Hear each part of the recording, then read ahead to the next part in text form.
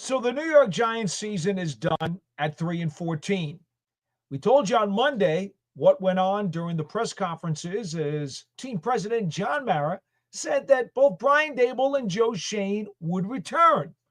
So we thought we'd come back tonight and this time go through our game balls and gassers, if you will, as we go unit by unit through the Giants season and tell you what we think they did well and what they didn't. But of course, I'd like to also hear from you. It's the Big Blue Breakdown Live coming up right now.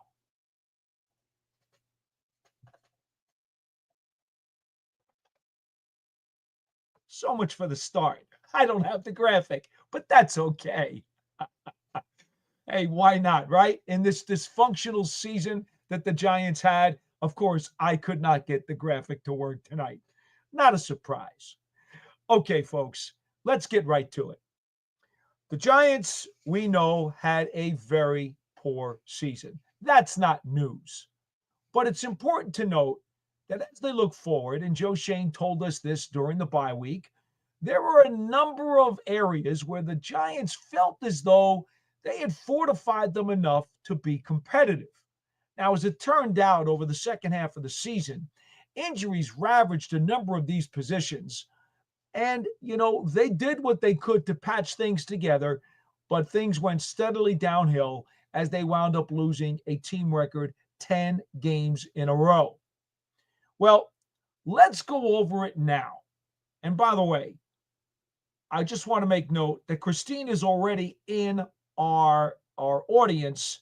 And of course, her thoughts and prayers are with all the people in California dealing with the wildfires. Here at the Big Blue Breakdown, we also send all of our thoughts and prayers as well. The devastation that we have seen on video is beyond comprehension. And we cannot say enough to all of you out there who have friends or family who are somewhere in the way of danger out there. We hope that everybody is as safe as they can possibly be.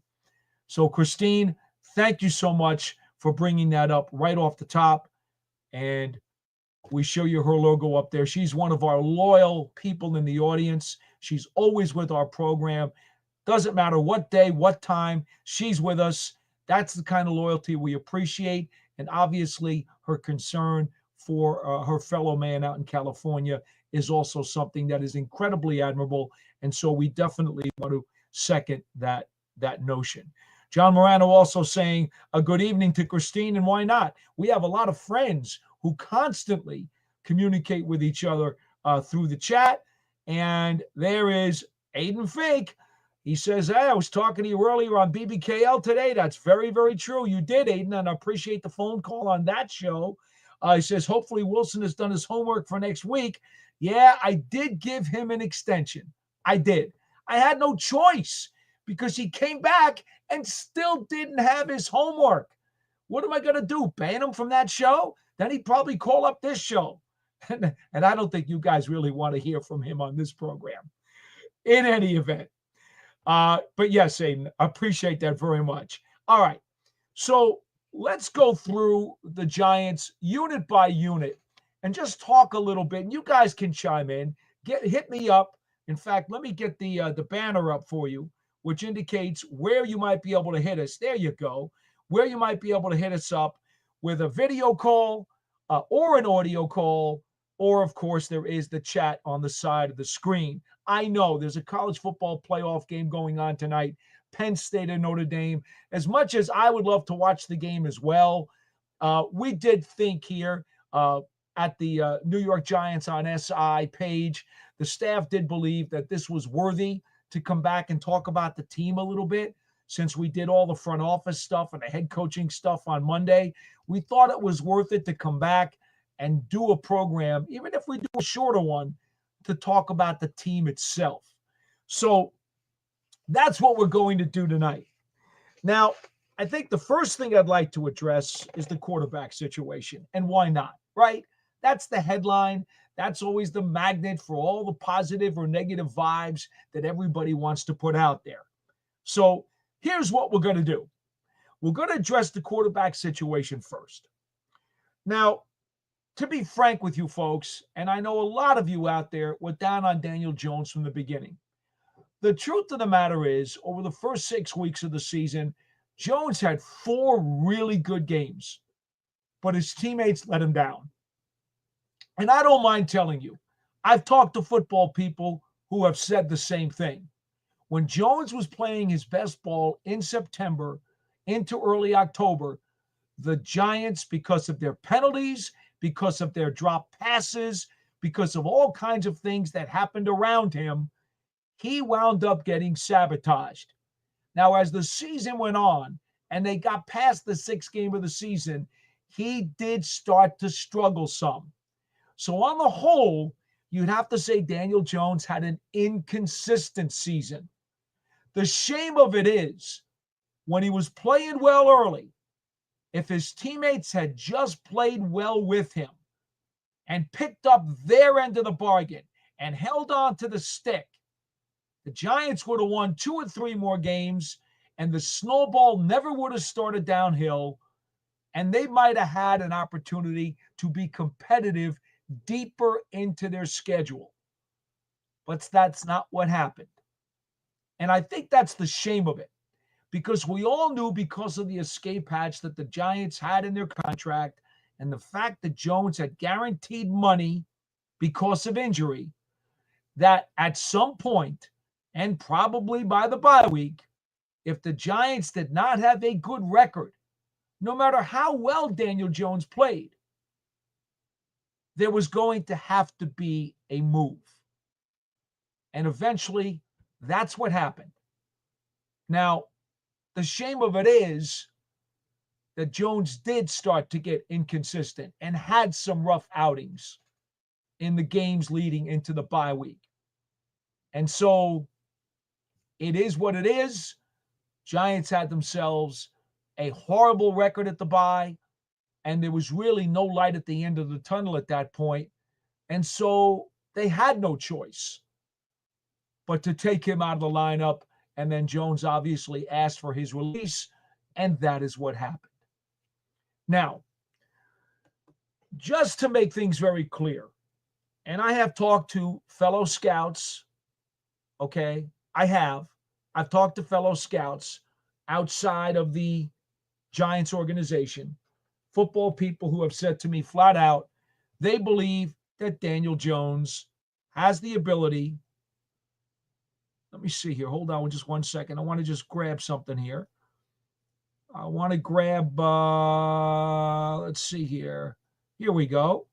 Inviting guests into the studio. Here you go. This is what we're going to do. Because for some reason, Christine says she would like to get that out of the, there we go. She would like to get that out of the, there it is, out of the chat. All right. See, when I got to run all the controls here, I'm a football guy. I'm not a techie. I'm just not. I need one of those guys on those detective TV shows. There's always a computer guy or an IT guy, and all the detectives and all the cops, they always go to him, and there he is, working on the machine, working on the keyboard, working on the laptop, and he's doing this, and this, and all of a sudden, bingo, they've solved the crime. I need one of those computer guys to handle all of my operations here. All right. See, anyway, so here's what football people have agreed with me on.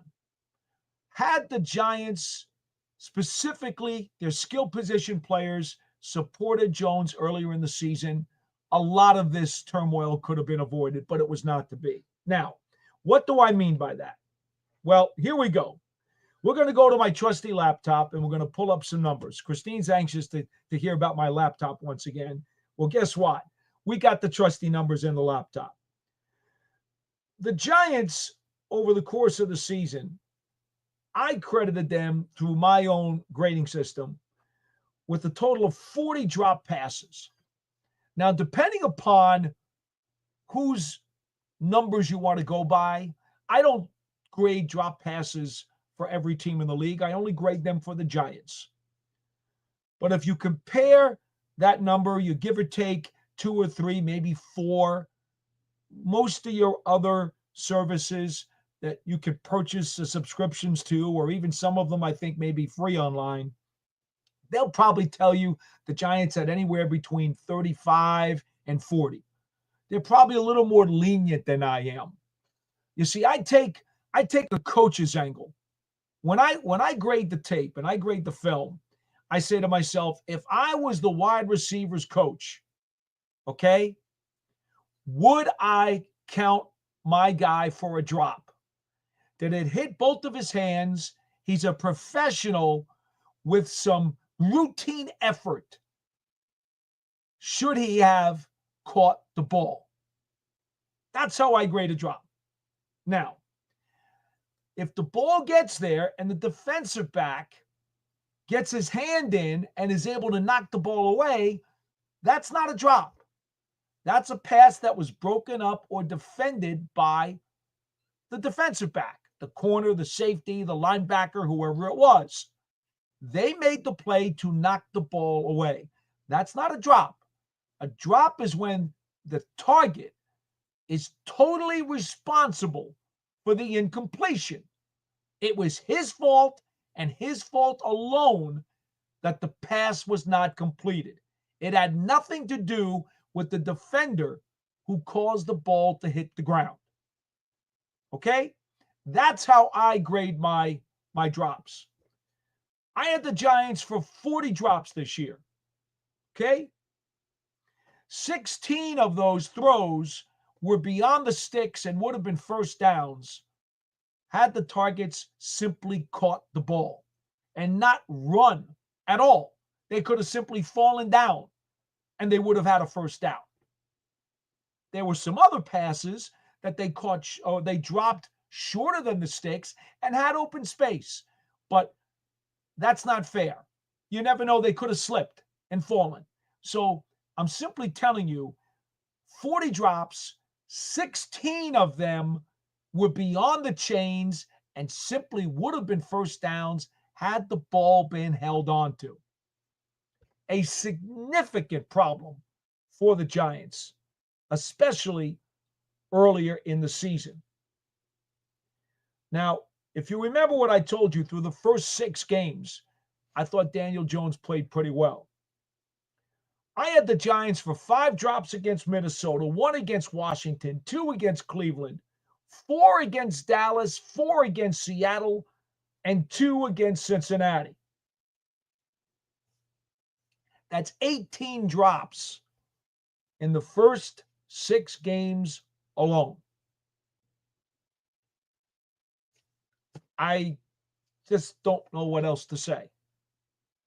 The Giants did a good job of letting Daniel Jones down earlier in the year.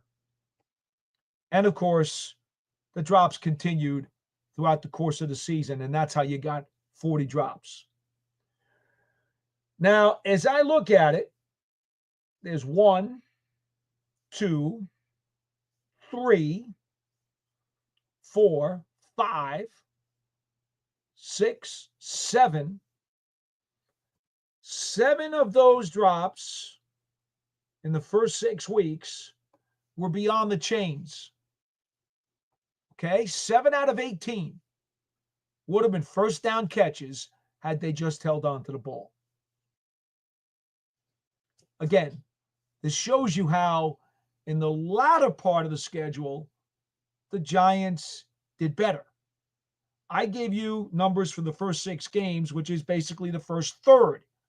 You multiply those numbers by 3 and you see that the rate of the drops went down later on in the season. All right. It is what it is. Drew Lock had a chance to start 4 games and an opportunity to show that he could increase his value. To be frank, he had 1 sensational game against the Indianapolis Colts. The other 3 games, not nearly good enough to significantly raise his stock. I honestly don't know where the Giants will grade Drew Lock as he enters unrestricted free agency during this offseason. But I don't think anybody would complain or put up much of a fight if they decided that one really terrific game in 4 starts is not good enough to warrant a return. Tommy DeVito, a couple of cups of coffee. I've said this on Big Blue Kickoff Live, and I'll say it here. Tommy DeVito, in my opinion, is a legitimate number 3 quarterback on an NFL roster. He did not, in my opinion, do enough to raise his level to potentially be a number 2 or to potentially be a bridge quarterback. It's a shame. Both of these guys had a chance to significantly establish themselves with a higher value, and I don't think either one did.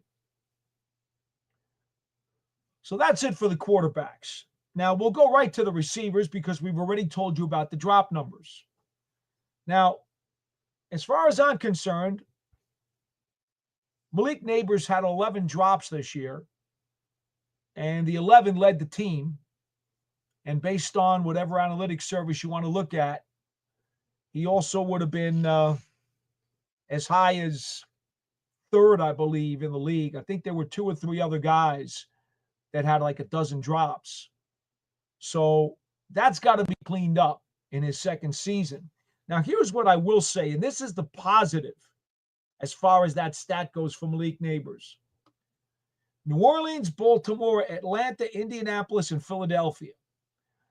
The Giants' last 5 games of the year, I only had him for 1 drop, and it was against Philadelphia. You guys will remember it. It was a pass over the middle down at the Link in the season finale. That's it. He had gone 4 consecutive games, which was his season long, without a drop, and then dropped 1 against Philly. So only 1 in the last 5 games. 10 in the first 12. So Neighbors really did come on. And this despite injury. Nursing a sore foot, nursing a sore hip, a lot of bumps and bruises. He took a beating this year, and we all know that because of his wide receiver rookie record. Remember, Brock Bowers is a tight end. So even though Brock Bowers wound up with 122 catches, or 112 catches, I think it was, 112, and Malik Neighbors only had 109. So he falls short of Bowers for the overall NFL rookie record. But at 109, that is an NFL rookie wide receiver record for a single season. 3 100-yard games, over 1,200 yards receiving, 7th in the NFL.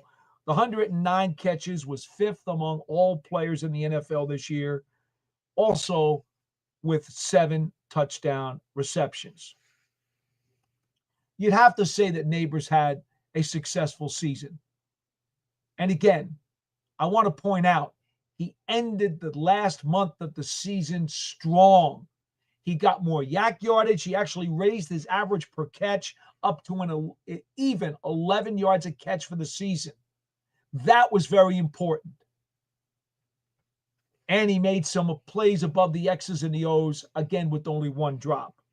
So the receiving core led by Malik Neighbors, I think the Giants are going to be very satisfied with what he did as a rookie. And I'm saying the arrow's just going to continue to point up for him.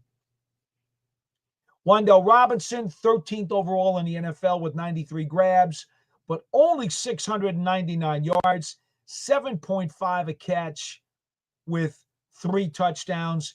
He had 8 drops on the season. And I know he's disappointed about that and would like to not only have more yards, but also cut down on the drops. He did not have a 100-yard game this year. Darius Slayton had a couple of 100-yard games, 39 grabs, averaged over 14 and a half yards a crack, only caught 2 touchdowns, had that great game against Seattle when he caught 122 yards worth. And then obviously Jalen Hyatt, the last guy we'll mention, only 8 grabs for 62 yards, under 8 yards a catch, did not have a touchdown.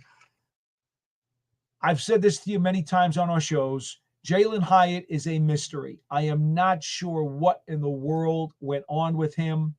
I know he has the talent to be a productive receiver in this league, and the Giants are going to have to find a way to get it out of him next year because Darius Slayton is an not an undrafted, an unrestricted free agent. And I expect that people are going to come knocking on his door. They're going to look for him, and they will probably be willing to give him more money than the Giants. Some team out there that's a heavy passing team that loves to make more use of their receivers on the whole, probably a good weather team or a dome team. And I suspect that Darius Slayton's going to get a sweet enough offer from somebody that he's going to wind up leaving, which means Jalen Hyatt has to step up for the Giants next year. And they're also going to be in the market to grab another wide receiver. Now, one number that intertwines the Giants quarterbacks and receivers is their team yards after the catch average, yak yardage. This was going to be a big component of the Giants offense this year. And it turned out to be something that they'd rather forget. They were tied for 29th in the National Football League in team yak yardage at 4.7 yak yards per reception. Think about that. 4.7. They did not do nearly enough once they got the ball in their hands. Now, we know yak yardage is the product of a lot of things. It's the receiver's moves. It's how quickly the defenders close. It's about missed tackles. It's about ball placement. It's about timing of the throw. It's about positioning of where it is on the field. There's a lot that goes into yak yardage. Nobody would dispute that. But the Giants did not do nearly enough in yak yardage. So one of the things they're going to have to do when they bring in a quarterback who will hopefully upgrade the position significantly, one of the things they're going to need as a corresponding effect is much, much better yak yardage. That is a very big component of Brian Daboll's playbook and his offense. Now, whether or not Brian Daboll calls the plays, and we know that John Mara alluded to it the other day, they're talking about it. It's constantly under discussion, and that Daboll may not call the plays this fall. Well, it doesn't matter.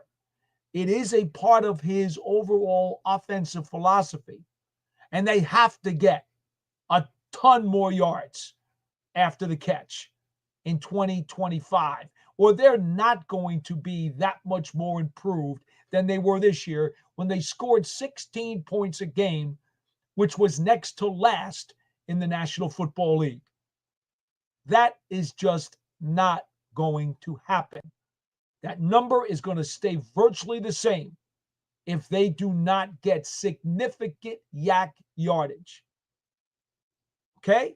I think we got to understand that, because I don't necessarily think you're going to see a ton more throws downfield. You may see more because God knows the Giants seemed allergic into doing that. By default, you're going to have to see more throws downfield. You're going to have to. But more importantly, you're going to have to see better yak yardage. Okay? So, we give you that number. Let's talk about the tight ends for a second. Well, we know that Theo Johnson was third among rookie tight ends this year with 29 catches and third among rookie tight ends with 331 yards. Only caught one touchdown, but it's quite clear that this guy has a lot of ability and a lot of upside. Obviously, he got hurt, ruined the last part of his season, but I think the Giants were extremely pleased with Theo Johnson. They appreciated the blocking of Chris Manhertz, and Daniel Bellinger was also used quite a bit as a blocker, sometimes as an H-back, sometimes as a pseudo fullback. And then in the last month of the season, they also tried to get him more involved in the passing game. Greg Dulcich was grabbed off of waivers from Denver near the end of the season. A very intriguing prospect, by the way. He is a pass-catching tight end. Has a lot of ability, but he was with the Broncos and had injury after injury after injury that sidetracked him. I do expect the Giants will probably want to hold on to him. He is signed, and so I suspect he's going to come to training camp next year looking to win a job. And, hey, give him a chance. If he can stay healthy and produce during course of training camp, then I'm sure he'll make the 53. And there would be upside there if they could grab him. So I think the tight end position's in pretty good shape. I know Manhurts is a free agent, but Bellinger's signed, Dulcich is signed, Johnson is signed. You know, you'll bring in a couple of guys for training camp, but I don't necessarily know if there's anybody there unless Dulcich winds up getting hurt again or doesn't produce. I don't know how much room there's going to be for a new tight end to make the 53. We see a lot of comments here about Christine as we're going through some of this, talking about Locke and Neighbors and Hyatt, and you guys can read those comments. I want to kind of get through this without necessarily reading every one of our comments tonight. I know I usually do. I do see the Big Moose says, hi, Paul. I thought Shane Bowen would be gone today. What do you call it? Brian Dable said that over the next several days, when he was at his press conference on Monday, he would be reviewing and figuring out how he was going to proceed with his staff. We have not heard a word about any of them other than the reports from national media that the Saints and the Bears have asked for permission to talk to offensive coordinator Mike Kafka about their head coaching job. As far as I know, that is all that we've heard about the Giants staff to this point. Tudor Azarid, here he is again. Look at this. Much love again to the big boss Paulie, and I appreciate you, Tudo, once again. It hits me up with as a star chat right here, and we send out a big thank you to Tudo all the way across the pond with the Italian rugby team. We appreciate him.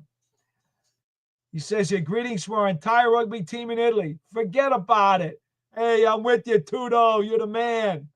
Saying hi to the rest of the folks, of course, on the rest of our chat. So that's how I see the quarterbacks, the receivers, and the tight ends for what they did this year. I would mention before I move on, Isaac Moore says, Paulie, yo, there you go. What do you say? And, of course, the big move going back to Tudo, and Tudo saying hi to Christine as we have our entire Giants chat community here on the Big Blue Breakdown Live. I would say that I am intrigued by Bryce Ford Wheaton, who still has a year left on his contract, and he was coming off an ACL this year, proved to be very valuable as a gunner on kick coverage. But remember, last year, before he got hurt in training camp, he was making waves as a wide receiver until he blew out his knee. He came back this year. He still was hurting. He was not 100%. And he did what he did on kick coverage, being less than full strength. I'm hopeful that as he goes into next training camp, that maybe Bryce Ford Wheaton would get all of the strength back in his knee and his legs. And maybe, just maybe, we'll see Bryce Ford Wheaton compete for a wide receiver spot on this team so that maybe he can also help out getting some reps in the offense.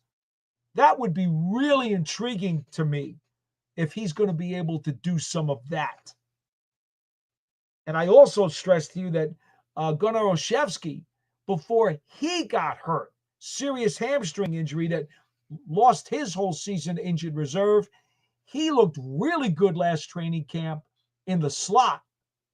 Now, the Giants already have Wan'Dale Robinson in the slot, let's see what the Giants do. I think they got to bring in some more competition at wide receiver. I really do. But I'm intrigued to see what the competition will be from the holdover guys who will come back in the summertime. Now, Olszewski is a free agent, so they're going to have to make a decision on him sooner rather than later if he will come back. But he did have a nice training camp last year, and I don't want to ignore that. We go to the running backs. Tyrone Tracy. What else can you say? Rookie season, 3 100-yard games, second among rookie rushers in the NFL at over 830 yards, averaged 4.5 yards a carry, 5 touchdowns, caught almost 40 balls on the season. Tyrone Tracy is a really good, productive NFL running back, and he's only scratching the surface because, as we know, in college he started out as a wide receiver. He has converted to running back, and here it is in his rookie season, and he showed that he can be a very productive and key part of the Giants' offense moving forward. I don't have any issues with anything that Tyrone Tracy did this year when you consider the fact that for almost a half a dozen games, he was behind Devin Singletary, and he still had well over 800 yards rushing. I mean, you got to think that had he had more carries during the time when he was behind Singletary, I'm sure he would have hit the 1,000 mark, which of course is not what it used to be, guys, but it's still pretty good. Tracy did have 5 drops though on the year. And that was a tad disappointing for somebody who was originally a wide receiver. But again, rookie season, I think he was incredibly solid. We already know about the stat. I don't need to really repeat it, but I will. Tracy and Neighbors each coming up with over 1,000 yards from scrimmage this year, only the third duo in NFL history to do so. And so those two guys are going to be a big part of the Giants' future. I got to mention Devin Singletary because he's a pro's pro. He's under contract for next year. Ran for over 400 yards this year, nearly 4 yards a carry, 4 touchdowns, caught over 20 passes out of the backfield. Singletary is the ultimate pro and the ultimate mentor for Tyrone Tracy. And he's still a good, productive player. This is the first year of his NFL career after being with Buffalo and Houston that he wasn't a lead back in his backfield, and the first time in his NFL career that he did not play on a playoff team. Now, the Big Moo has a very interesting thought here. He goes, first of all, Tracy was a steal in the 5th round, no doubt. He also comes back and says, hey, still love Singletary, but if Singletary doesn't get hurt, right? If Singletary doesn't get hurt, wait a minute, let me go back here. Hold on. Where are we? There we go. If Singletary doesn't get hurt, we never would have known how good Tracy can be. And that may be true. Sometimes circumstances make all the difference in the world. Now look at this. Tudo hits me up again with another super user contribution. Tudo, oh my goodness. We're going to hit you up again. Very generous. Thank you, my friend. And he says here, please mark your calendar. Saturday, February 1st, Team Italy versus Scotland, 5:40 Eastern Time, Sky Sports Rugby, pay-per-view, and witness the O-line destroyer in action and keeping all the hospitals busy. Please pray for my victims, mate. Hey, my friend, we wish you all the best, for sure. Not only health-wise, but also, hey, it'd be great if you win the game, right? I know that's a big deal. We all know results are the most important factor. So for sure. So guys, all you audience out there, if you have the opportunity to do a pay-per-view or get Sky Sports, if you're a rugby fan, you got to represent, okay? You got to represent the Paisans. Kudos the man. He's asking for a little help here. So send some big time thumbs up to the Italian rugby team and see if they can have a little pizza party after the game. All right. Let's see. Craig says, what's more important, a free agent wide receiver or a cornerback? Oh, you got to go corner, Craig. You got to go corner. I mean, right now, who is going to be the Giants' third corner next year? Okay. Who? Adoree Jackson is an unrestricted free agent. So, regardless of what you think about Tay Banks, and you guys know if you've listened to me, I'm a big Tay Banks guy. I know he's got all the tools, and I still think that his best football is yet to come. But even if he does lock down cornerback number one, you have Flott, who is right now corner two. Now, Flott made a lot of strides this year, including enhancing his durability. He still missed some time, though. But who's your third? Phillips is your slot guy. I don't count him as the third. He is a slot guy, and he should be the Giants' lead slot man for a long time to come. But who's the third corner? So what you're going to do if you're the Giants is you're going to draft a rookie who's going to start out as the third corner and then compete and try to push Banks or Flott to either make them better or to overtake them as one of the starting corners. So it's got to be corner. It's got to be, Craig. It just got to be.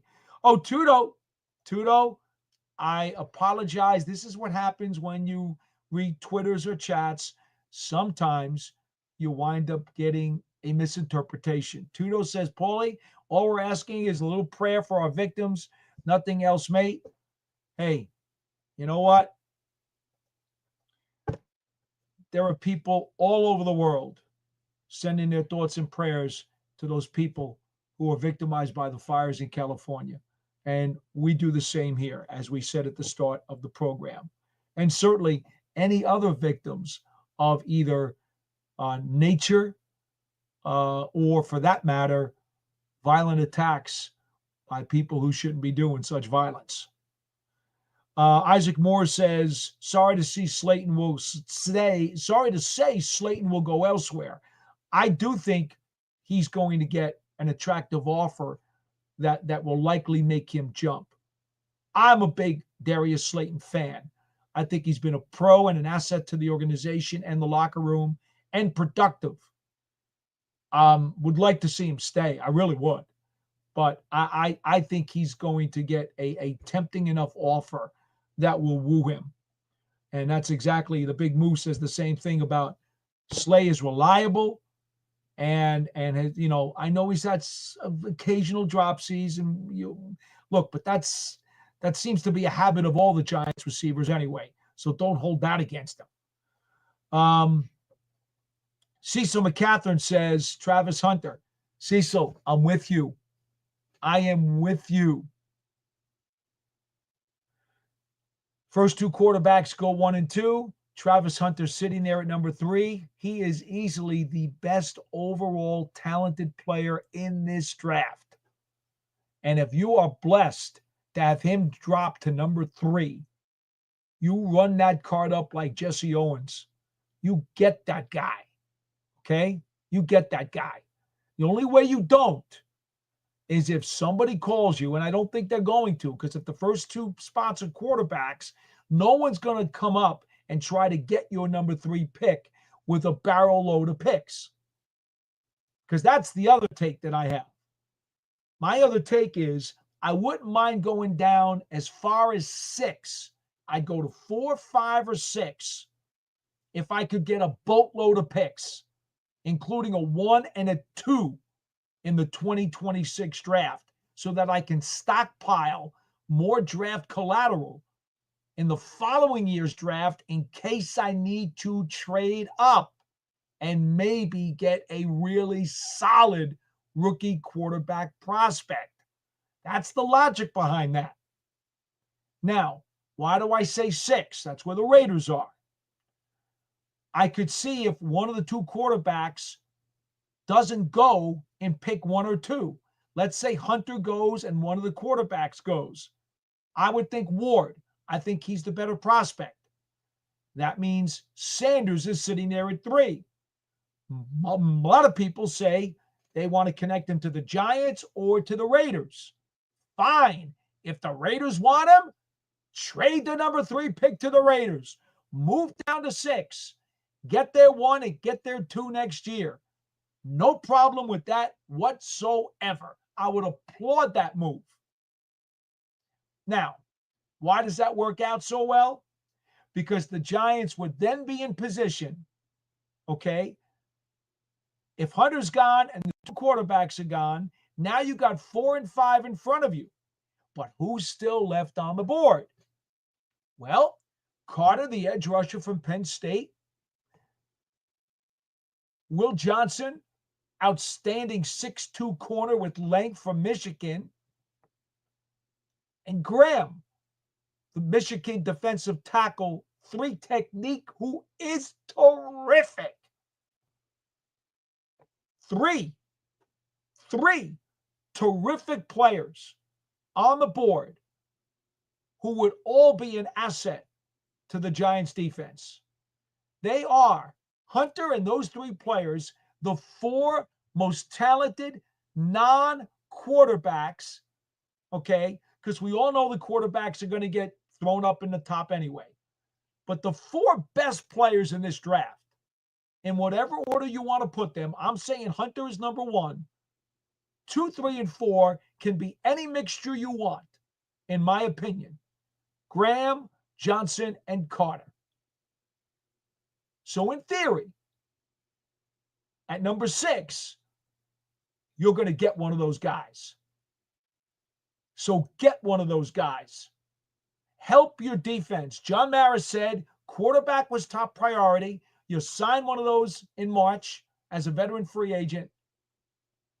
And then you use your first-round pick in the draft to go after John Mara's second priority, which was help the defense. You're going to get one.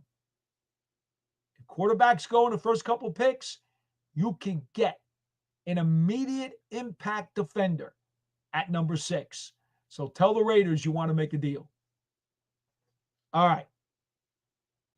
Isaac Morrow says Slayton's a complimentary wide receiver.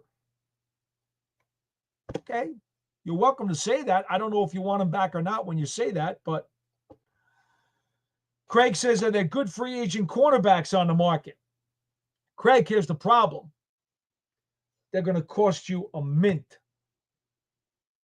And the Giants, they have over $40 million in cap room, according to Joe Shane, and says they're in pretty good shape. But, if you want to sign a free agent corner, we all know that by nature, that is a very expensive position to sign. Now, I will go over some names for you very briefly. Pending free agents at the cornerback position. Okay. Carlton Davis of the Lions. Shavarius Ward of the 49ers and DJ Reed of the Jets are all corners who made an average salary of over $10 million a year. They also all played more than 60% of their team snaps. All 3 of them have a voidable year on their contracts starting this offseason.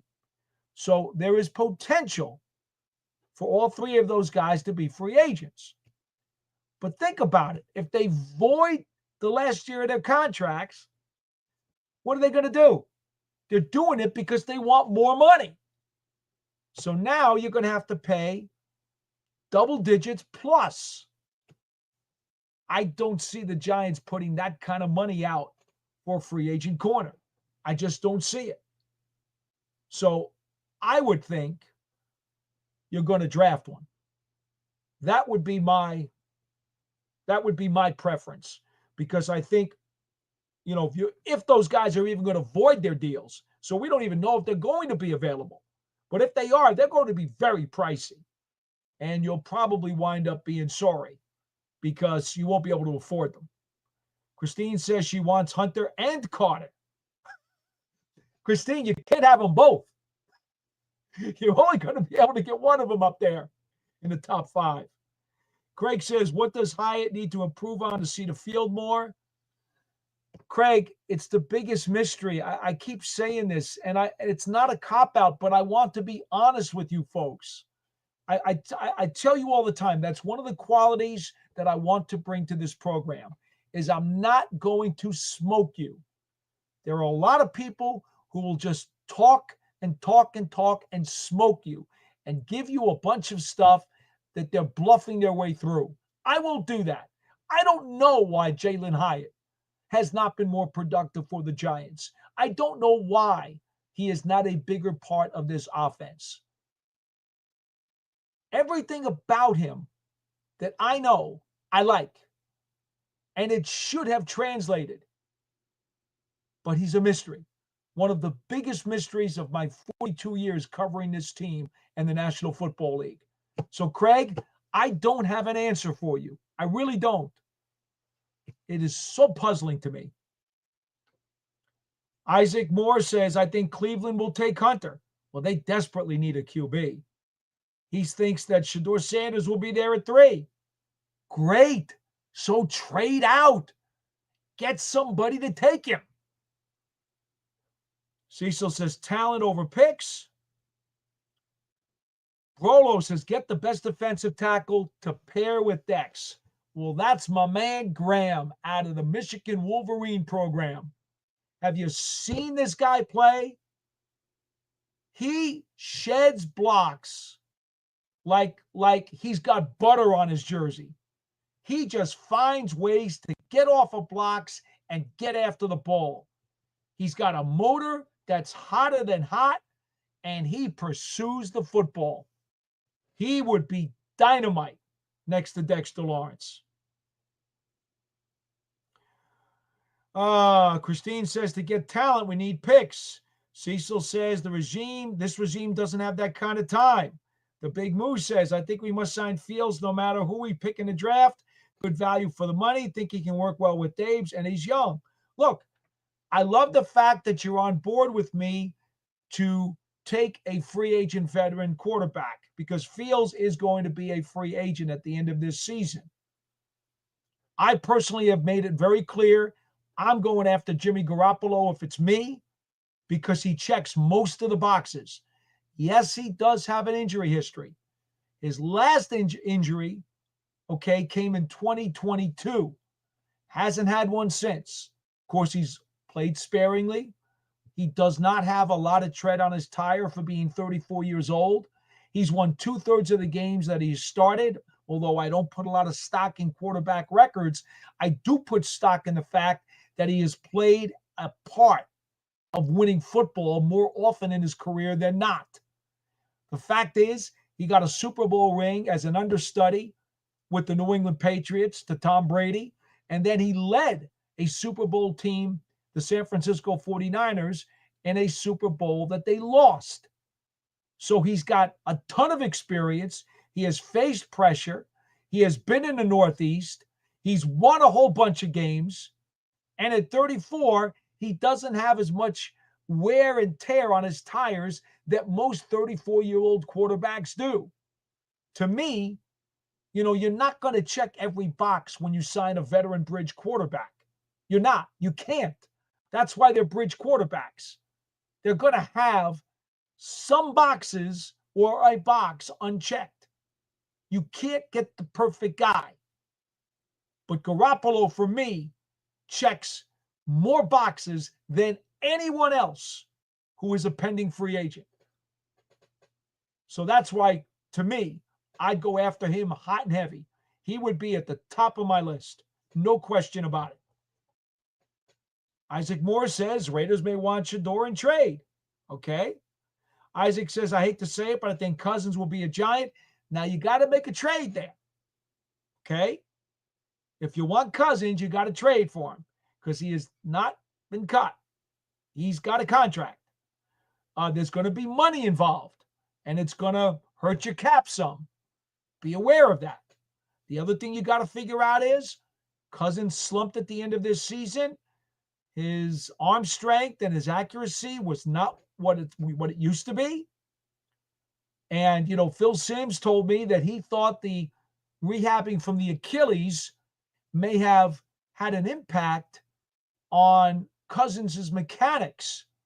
And that may be why he was not the same quarterback in the second half of the season, because as time wore on and his mechanics weren't right, he showed symptoms of almost a dead arm.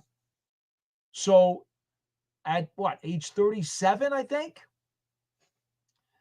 Is Kirk Cousins already at the back end? Is he legitimately going downhill? Or does he still have a couple of good years really left in him? Remember, he's going to be now 2 years removed instead of just one from the Achilles. So does that mean in the fall of 2025 that he can be the prolific regular season passer that he had been earlier in his career? Especially if he's playing here in the Northeast, right? It's not like he's playing in a dome in Atlanta, playing in the dome in Minnesota. No, this is going back to his earlier days in Washington when he played in some difficult winter weather. That's something that you got to figure out, and you have to get that rectified in your mind if you're going to make a pitch for him. So that's a little tricky, Isaac. Again, that's going to cost you also some of your cap room. Please understand that. And yes, he does know the division. I don't disagree. Derek Carr is another guy who, according to a lot of reports, is probably on his way out of New Orleans, right? I believe the last report this week said he was not willing to take a pay cut, which probably means they're going to look to move Derek Carr. Well, does he get traded? If he does, now again, you have financial implications against your cap if you're interested. Or does he get cut? That's a totally different story. So these are some of the issues the Giants have to navigate.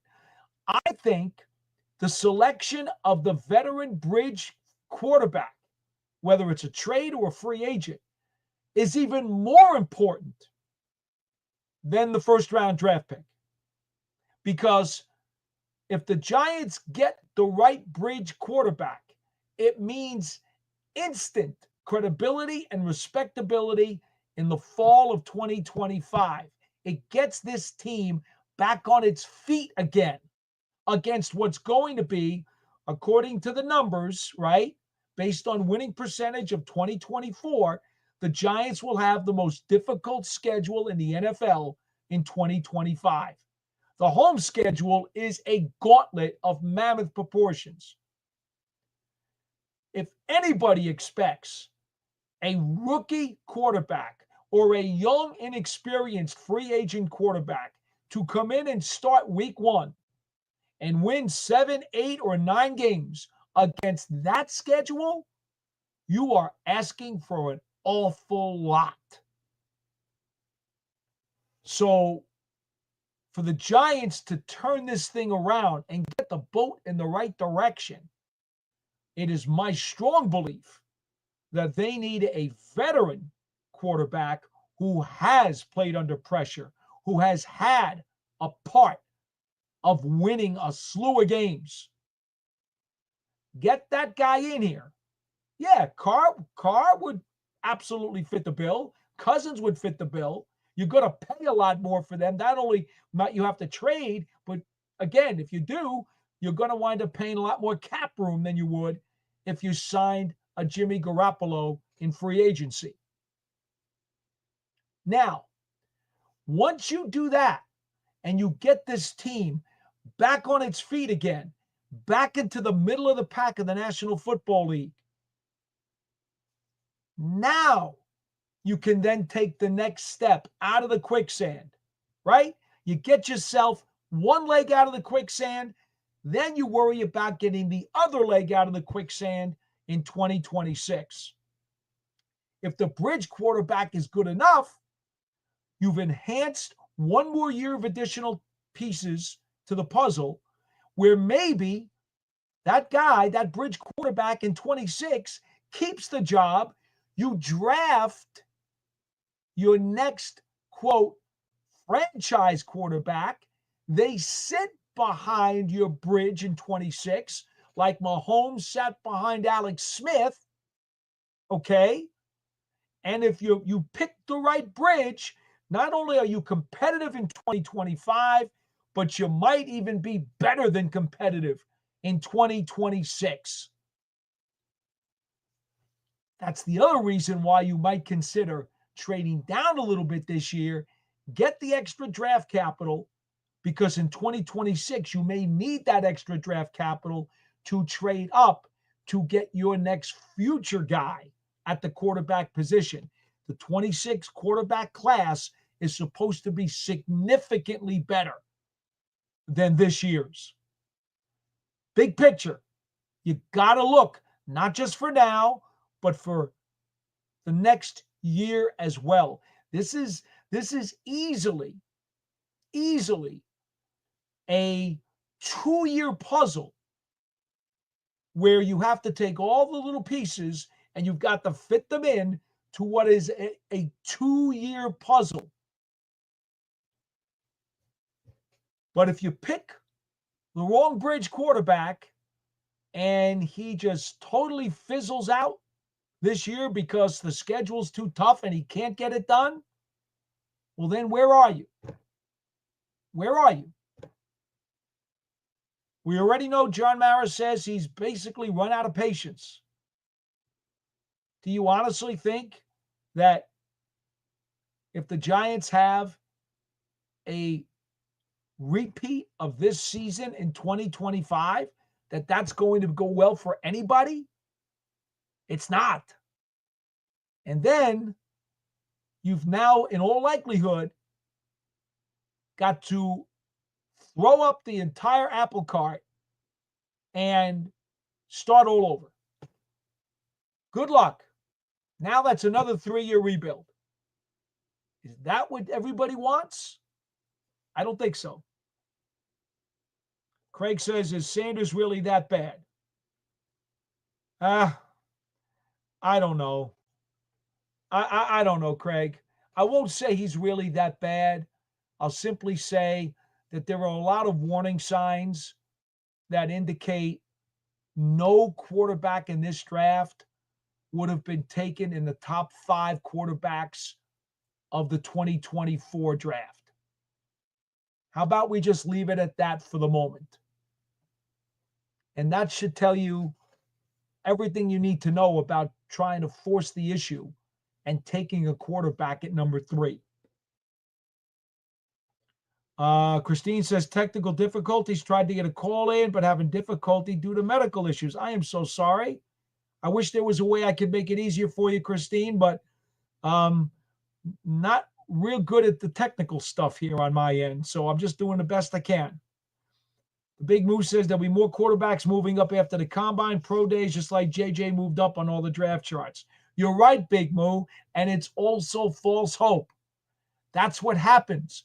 When all of these people start rising like a loaf of bread, you got to be really cautious and careful about that. Cecil McCatherine says, I would trade for Milton, not pricey at all, and sign a free agent quarterback. Okay, Christine, I'm going to let you answer Cecil for me because you took the words right out of my mouth. Milton only played 1 game and has significant injury history. That is true on both fronts. He 1 year suffered a season-ending ligament tears in his ankle. Then the following week, torn ACL. Following year, season-ending. Back-to-back season-ending injuries in college. It's one thing when you get those injuries already when you're in the pros. But when you get them in college before you even get to the pros, that already is a yellow flag. So, yes, Milton's got injury history. He's got only 1 game in the NFL. Honestly, you're asking to strike lightning in a bottle because that's what Washington did with Daniels. That's what Denver did with Bo Nix, although, as you guys know, if you follow me, my two favorite quarterbacks in this draft from the very beginning, from last March, were Drake May and Bo Nix. Okay? I'm not moving off those two guys. So far, they've made me look pretty good. But having said that,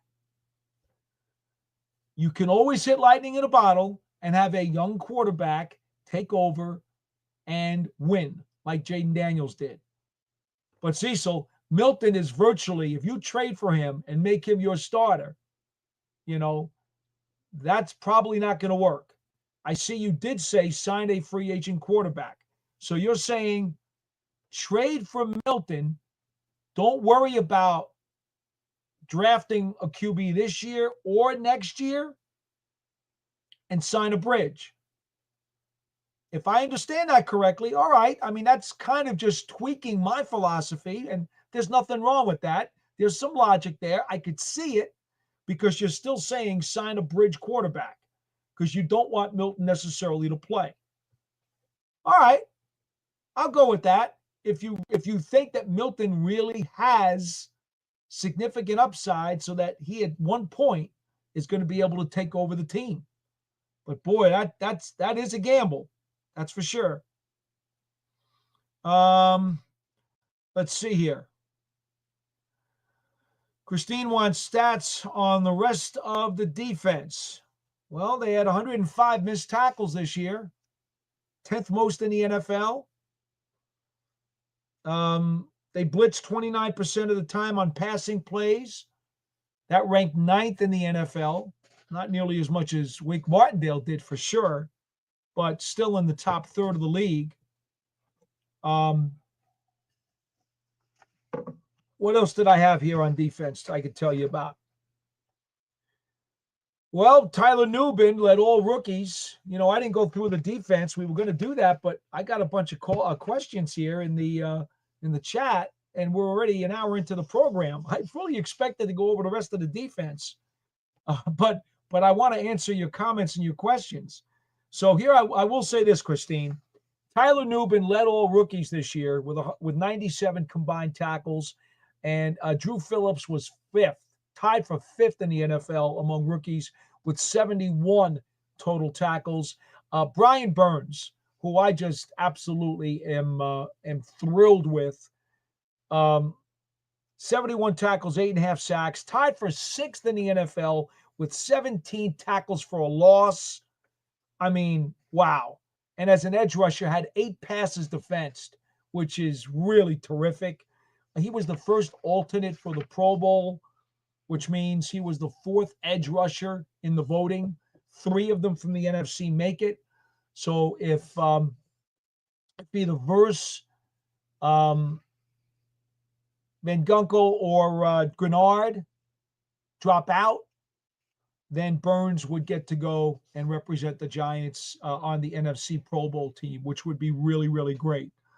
All right, as much as I want to get to some of these other defensive units, I got to get to more of your chats because you guys are piling it up here, and a lot of times I get caught and I get behind. Nimar Sekhan says, do you think the Giants should get Shedeur Sanders at number 3? No, I do not, Nimar. I think the Giants would be much better off with the quarterback plan that I have outlined. And, if they wanted to take a project, not a prospect, but a project quarterback later on in the draft, maybe in the 3rd or 4th round, I wouldn't mind doing that. But again, if it's me, I'm signing Jimmy Garoppolo as my starting quarterback, and he probably could take the controls for the next 2 seasons under my plan. Just think about the draft capital you could get if you move down to 6. The Raiders are salivating for a quarterback. They'll overpay. Get the extra picks. Get a 1 and a 2 from the 26th draft. Make the Raiders pay that. Let them go up and take him at number 3. Now you got extra draft capital the following year if you need to go get somebody.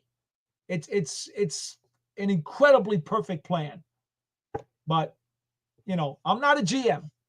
I'm not a GM. Thank goodness. I don't face the kind of pressures GMs face. I also don't make the money that GMs make. But that's the way that I would go about doing it.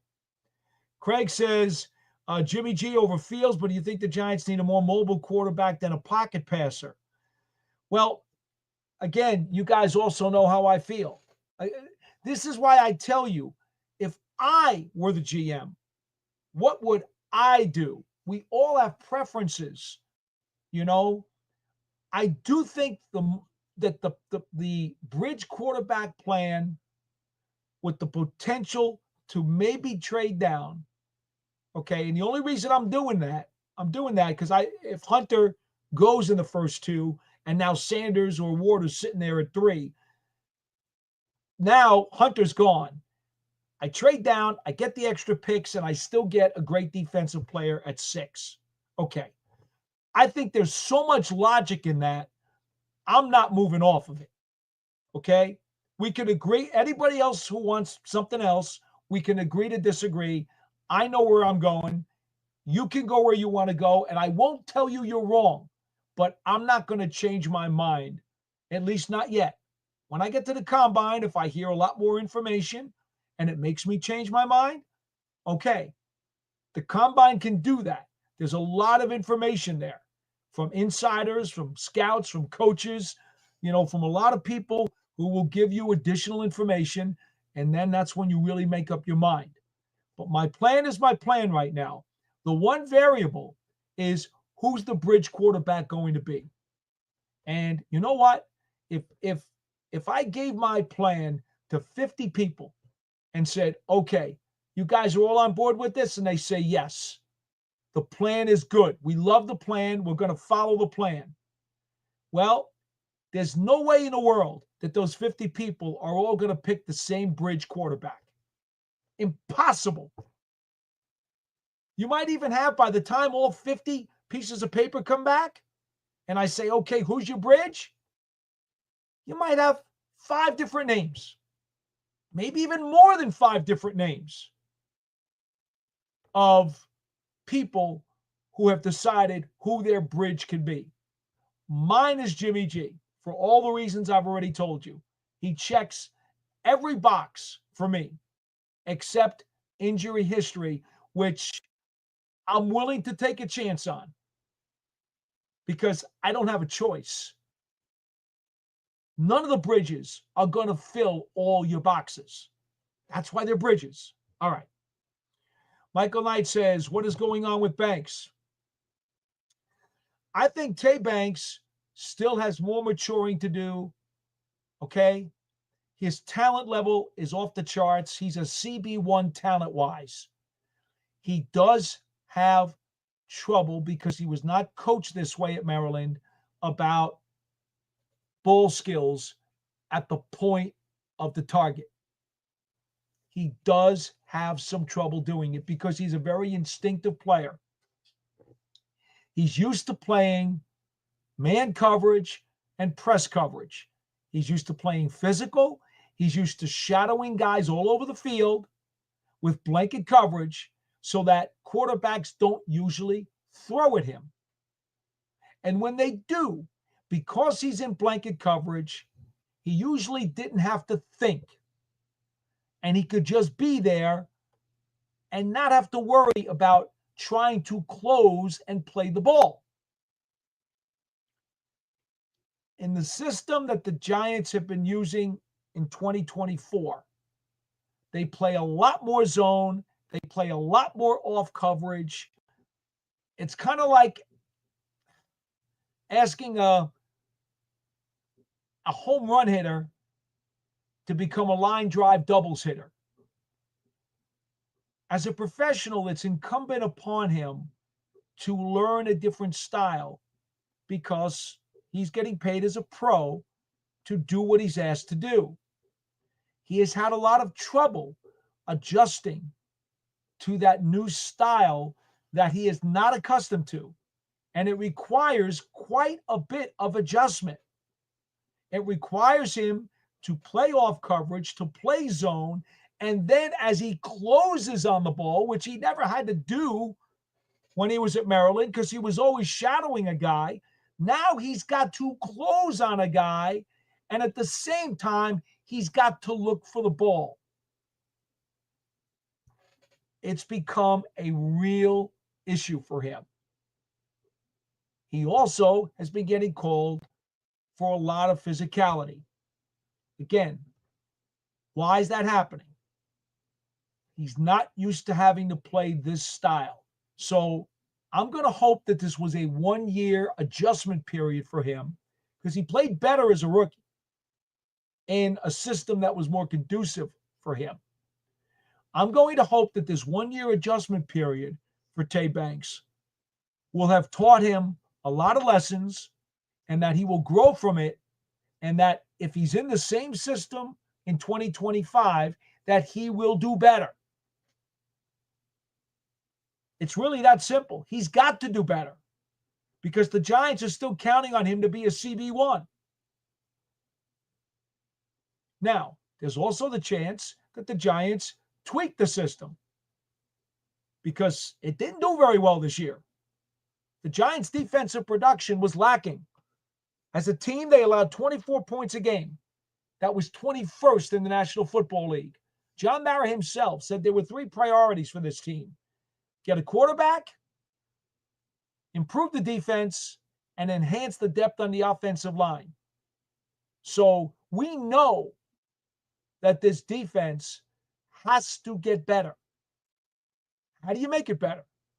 Well, you get more players, higher quality players, guys who can give you more quality snaps. You change some of what you were doing defensively.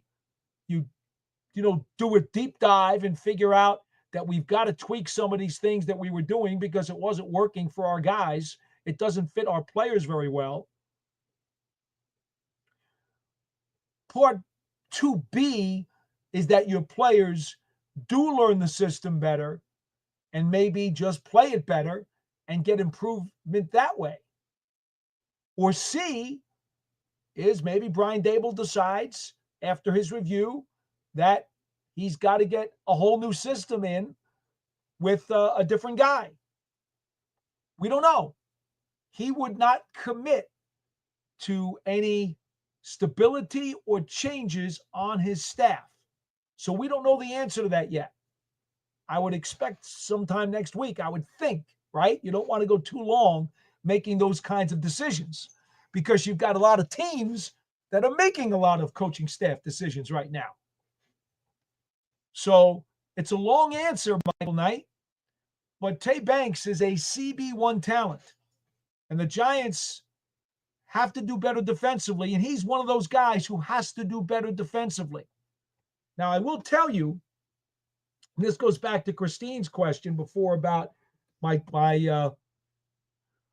spreadsheets. I've got Tay Banks, and I know there's some analytic services that have differences now again, but I am able to go back and double check, and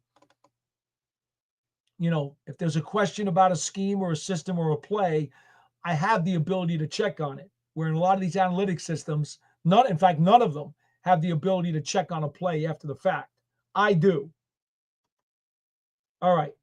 This year, I got, let's see. What happened here? Hold on a second. I have,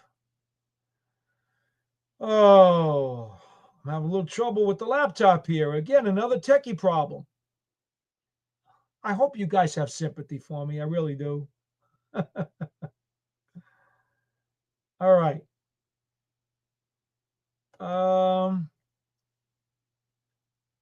Let's see.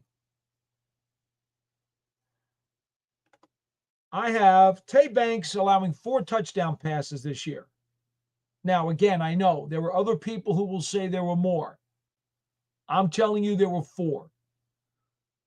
After careful film study and then following up to find out information about the plays, there was 1 against Minnesota, Jefferson on a left slant. There were 2 to Cleveland, Cooper on a left go route, Cooper on a left slant with a double move. and one against Washington, McLaurin, left side double move to the corner. 4. After the game against Washington on October 3rd, Tay Banks did not allow another touchdown pass the rest of the season. So he gave up 4. Okay, he gave up 4. Let's see here. The Washington game was, November 3rd. So last 1, 2, 3, 4, 5, 6, 7, 8. The last 8 games of the season, Banks did not and was not responsible for a touchdown pass in the last 8 games of the season. And I don't know if you guys knew this either, but until the last game of the year against last home game of the year, I think it was against the Colts, the Giants had not allowed a receiver to catch 100 yards worth of passes in any individual game, which was pretty interesting as well. Anyway. All right. Cecil McCatherine says, wait, Atlanta out. They will cut him, guaranteed. He's talking, of course, about Kirk Cousins. All right. Fa Blizza says, no to Derek Carr. Okay. Neymar Secord, Paul, WFAN says Aaron Rodgers considered. I don't like that idea. Christine says no Rodgers either. You guys can join me up with that club. I say no Rodgers as well. Isaac Moore says we're not paying Aaron Rodgers. It's not a money issue for me. I just would not welcome him. If I were in charge, I would not make that decision. Neymar also, Seacon says, I agree. I don't want Rodgers. Isaac Moore says Cousins will be cut, and there's a very real possibility that he will. But again, consider the horrible slump that he had in the final month that he played this year. And his arm did not look right. This is stuff that you're going to have to consider. Fob Blizzard says, I want my bridge to be under 30. Well, okay, Fob, but here's the problem. How many of those guys under 30 have enough experience in this league where they've played in pressure-packed situations against really good defenses and proven that they are a part of winning, have been a part of winning teams? How many of those guys you're going to find? I'm telling you, you're not going to find any. I mean, I know Darnold just had a great year with the Vikings this year. He could get tagged. He could get re-signed. And if he doesn't, he's going to get signed for a truckload of Briggs gold bullion. So he's not a bridge. Okay. At this point in time, Darnold is not a bridge. So Fa, if you want to come up with a guy and tell me about all the boxes that he checks for you, then you're entitled to. I'm telling you, I'm not changing my mind because unless you can show me somebody who checks more boxes than Jimmy Garoppolo. Craig says DT in first round, cornerback in second, OT in third, fourth round possession wideout. Tutu does it again. Paulie, would you do us a great favor, he says, and give our proper respect to our paisano Bob Papa. Let him know we all Italian rugby players love him and wait for his response. Tudo, for sure. Thanks, Tudo. I will do. I was just communicating with I had Bob at the other day at the Giants offices. I was just talking with him, and he's taking a little time off right now, much deserved. I mean, after all, it was a long season, but I'm a workaholic. I don't take time off. Oh my. All right. We're going to keep going here. Christine says exactly to Neymar about not wanting Rodgers. Okay. Cecil says, trade for Milton, make Dable earn his money. C-Web, back with us again. The man, the myth. Oh. C-Web, I'll tell you this. To a lot of people, they probably wish I was a myth. because I know there are those who totally disagree with a lot of the philosophies that I profess, and that's okay too. I just say to people, as long as what you opine is based on pure facts, it's good. We can agree to disagree. Just make sure you have facts behind your opinions, because everybody can have a difference of opinion. That is subjective and it's perfectly normal. But what you can't do is base opinions on erroneous statements, on falsehoods. That you can't do, because then that opinion just falls like a house of cards. Cecil says he wants to sign Cousins after Atlanta cuts him. Again, that's a possibility. Cecil, that's just one of the possible bridge quarterbacks who could be the answer for a team needing one. Voss says Brady wouldn't have been a top 5 prospect either.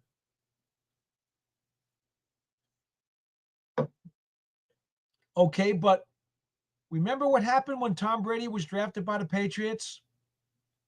They had some guy named Drew Bledsoe who was putting up big numbers and was a multi-all-star. The Giants don't have a quarterback right now. This is the whole point. This is why you sign a bridge. So that rookie, whatever round you draft him in, whether it's this year or next year, that rookie does not have to be pressed into action. And at the same time, your team can be competitive and win enough games to get at least one leg out of the quicksand. That's the whole point and philosophy behind the bridge quarterback.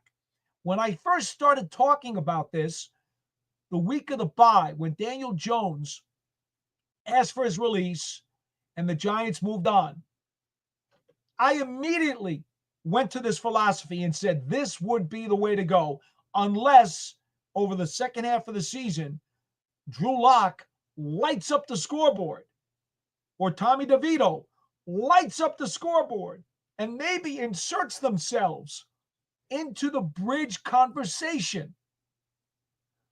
I don't think either guy did. So therefore, I immediately thought about the alternative. If these guys don't insert themselves into the bridge conversation, who should the Giants be looking at? And I went through the list. And the guys who are the most accomplished, who have won the most, big games, playoff games, faced a lot of pressure. You know what those guys are? It's Joe Flacco. It's Andy Dalton. It's Jimmy Garoppolo. Well, Flacco and Dalton are older than Garoppolo. They've had more wear and tear on their tires. And quite honestly, I think Garoppolo probably has a little more escapability than either of those two guys. But those are the guys who are in the same shoebox, if you will. It's Flacco, it's Dalton, it's Garoppolo. Then you've got the shoebox of the young guys who haven't proven anything in this league. The Trey Lances, the Zach Wilsons of the world, Justin Fields. Yeah, you really want to push the young part of the equation? Do that. But what have they proven? Are they not going to be eaten alive like an alligator chops on a raw piece of chicken if you throw them up against the Giants' schedule in 2025? Is that not what you're looking at?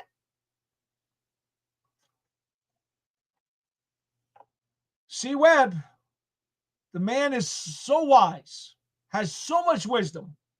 Forcing a pick at quarterback is the single most way to the set. He means set the franchise back. And I know exactly what he means because C. Webb constantly proves his intelligence on this program each and every time he comes on. Nemar Sekon thinks, what do you think about Jackson Dart? I think Jackson Dart is a viable project quarterback. The question becomes, if there are teams that overdraft and overvalue QBs as they do every single year in this league, okay, because they do, how high do you have to pick them? He had a terrific last game for Ole Miss last time out. So, of course, all of a sudden, he's going up. How high does he go? Third round? Do you have to take him at the top of the third round? Hard to say. Cecil says Jimmy G wins you way more than Milton. Okay, he's got a Super Bowl ring. He has started another Super Bowl. His experience and winning record dwarfs anything that Joe Milton has done with his one start in the NFL. Yes, he's had injuries as a pro. Milton had 2 significant injuries as a college player. You're much better off taking a guy who enters the NFL injury-free as opposed to a guy who, before he even starts his NFL career, already has a resume littered with injuries. Cecil, I could appreciate if you want a different guy to be the bridge. You're welcome to do that. But the argument you just made there, that one's not going to fly with me. I'm sorry. Christine wants to know about, Nemar wants to ask Christine about Jackson Dart. Christine says too early. Yeah, I don't know. I don't know how high you got to go. How high do you have to draft the Jackson Dart if he's going to be your project quarterback? I don't know. Craig says, how do you think Neil did overall this year? I think he did way better, but there's room for more improvement. Craig, you have stated it exactly correct. I never even got to the offensive line in doing my review on the program tonight. So here's what I'm going to do.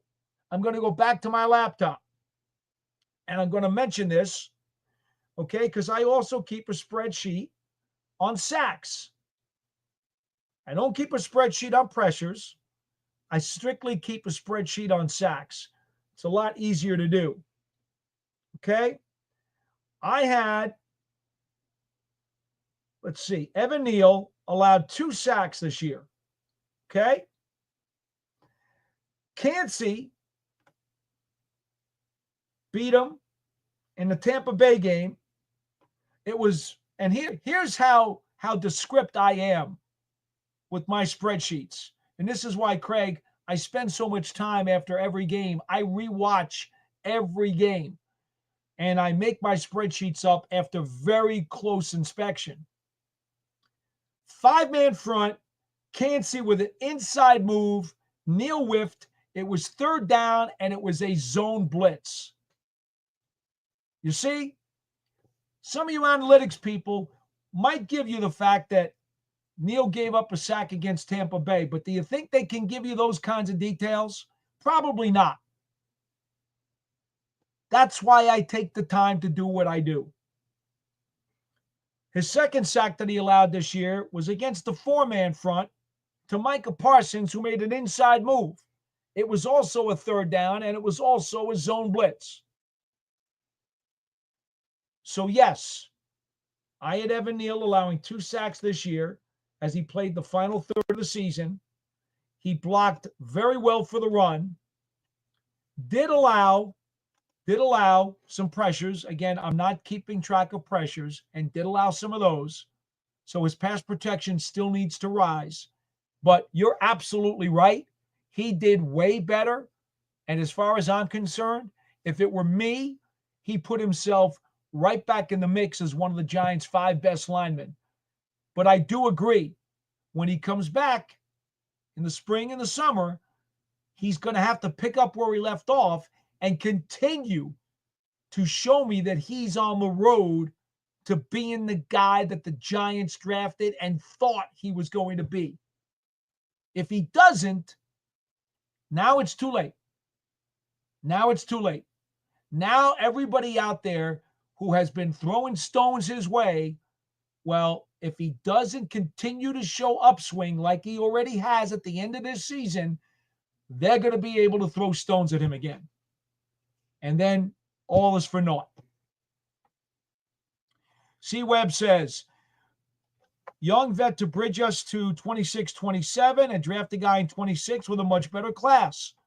Again, this is a little bit of a tweak off of what I've said, but yes. If you think the bridge has to play through 27, maybe that's what happens. Kerry Collins was supposed to be a bridge. Look what happened. Got the Giants to playoffs, got the Giants to a Super Bowl. He was supposed to be a bridge. Turned out to be more than that. So you never know. That's why Jimmy Garoppolo is only 34 in 2025. If he turns out to really resuscitate his career and prove that, he's picking up where he left off when he was winning with the 49ers, there's nothing wrong with playing Jimmy Garoppolo for at least a year, 2 years. And if he keeps going, maybe you play him for 3 years. Who knows? You played a guy who's winning. That's the point.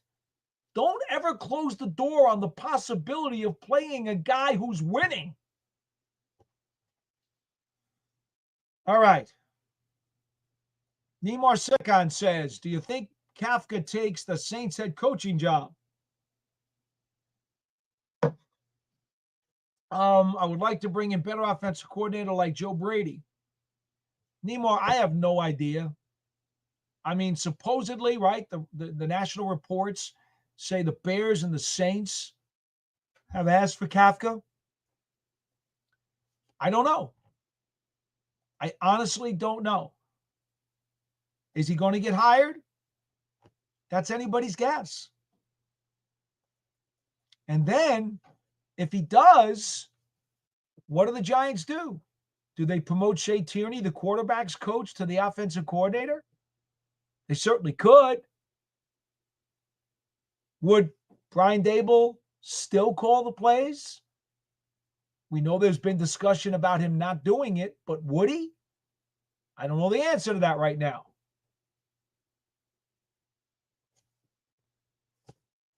Ken Dorsey, who was, up in Buffalo on the offensive staff with Daboll, he was just set free by the Cleveland Browns, I believe.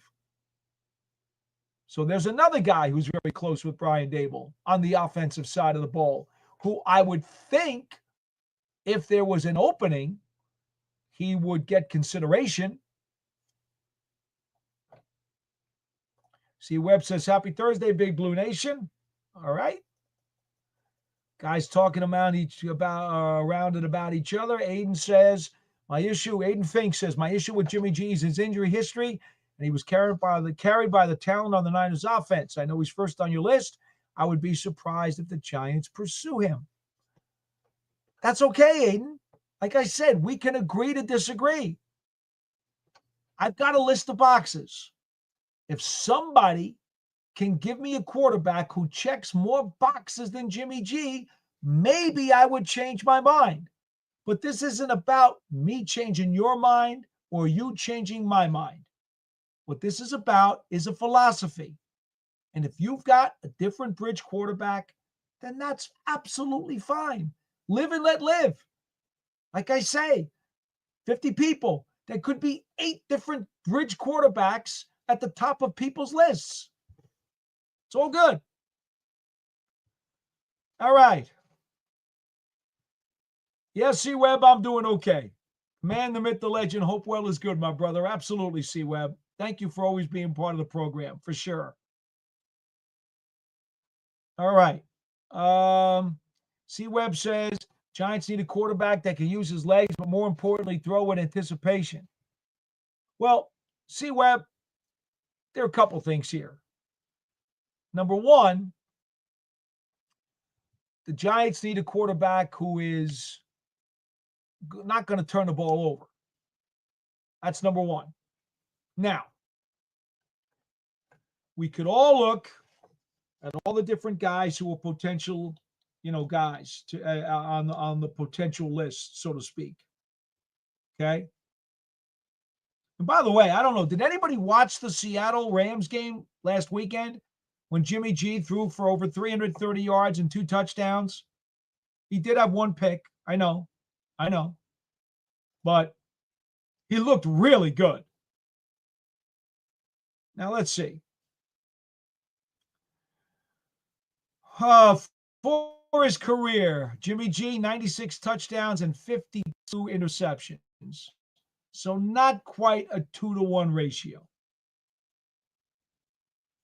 I'd like it to be a little bit better than that, but I'll live with it.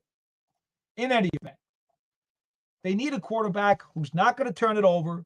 They need a quarterback who can throw deep and have defenses respect every area of the field. And they definitely need a quarterback who's going to be able to have escapability, not mobility, but escapability. 2 different facets of the game. Mobility is a quarterback who is going to take the ball, try to use his legs, and run for additional yardage, run for positive yardage. Okay? We're talking about a guy like Lamar Jackson. He has mobility. He runs for 1,000 yards a year. Okay? Guys who have escape ability, that's different. That's a guy who can move around within the confines of the pocket to avoid the sack, avoid the hit, and get the ball out. Or for that matter, even roll the pocket a little or sidestep the pocket and get the ball out. That's a guy who's got escapability. I do think in today's NFL, I'll always be a pocket passer guy. All right? I'm going to make that clear, folks, because if you look at the quarterbacks who have won Super Bowls, they're all pocket passers. All of them. Steve Young had some mobility. Yes, he did run for yardage at times, but he was more of an escapability quarterback than a mobility quarterback. Mahomes is a escapability quarterback. He's not primarily looking to run to gain yardage. He's going to escape the rush to make a throw. And I do think it's important that you look for a quarterback who has some escapability. Still got to get a pocket passer, though. These guys who want to run like crazy, God bless them. Show me one that wins a Super Bowl, and maybe we could talk about it some more. But I'm not moving off of that either. Okay? I'm not moving off of that either.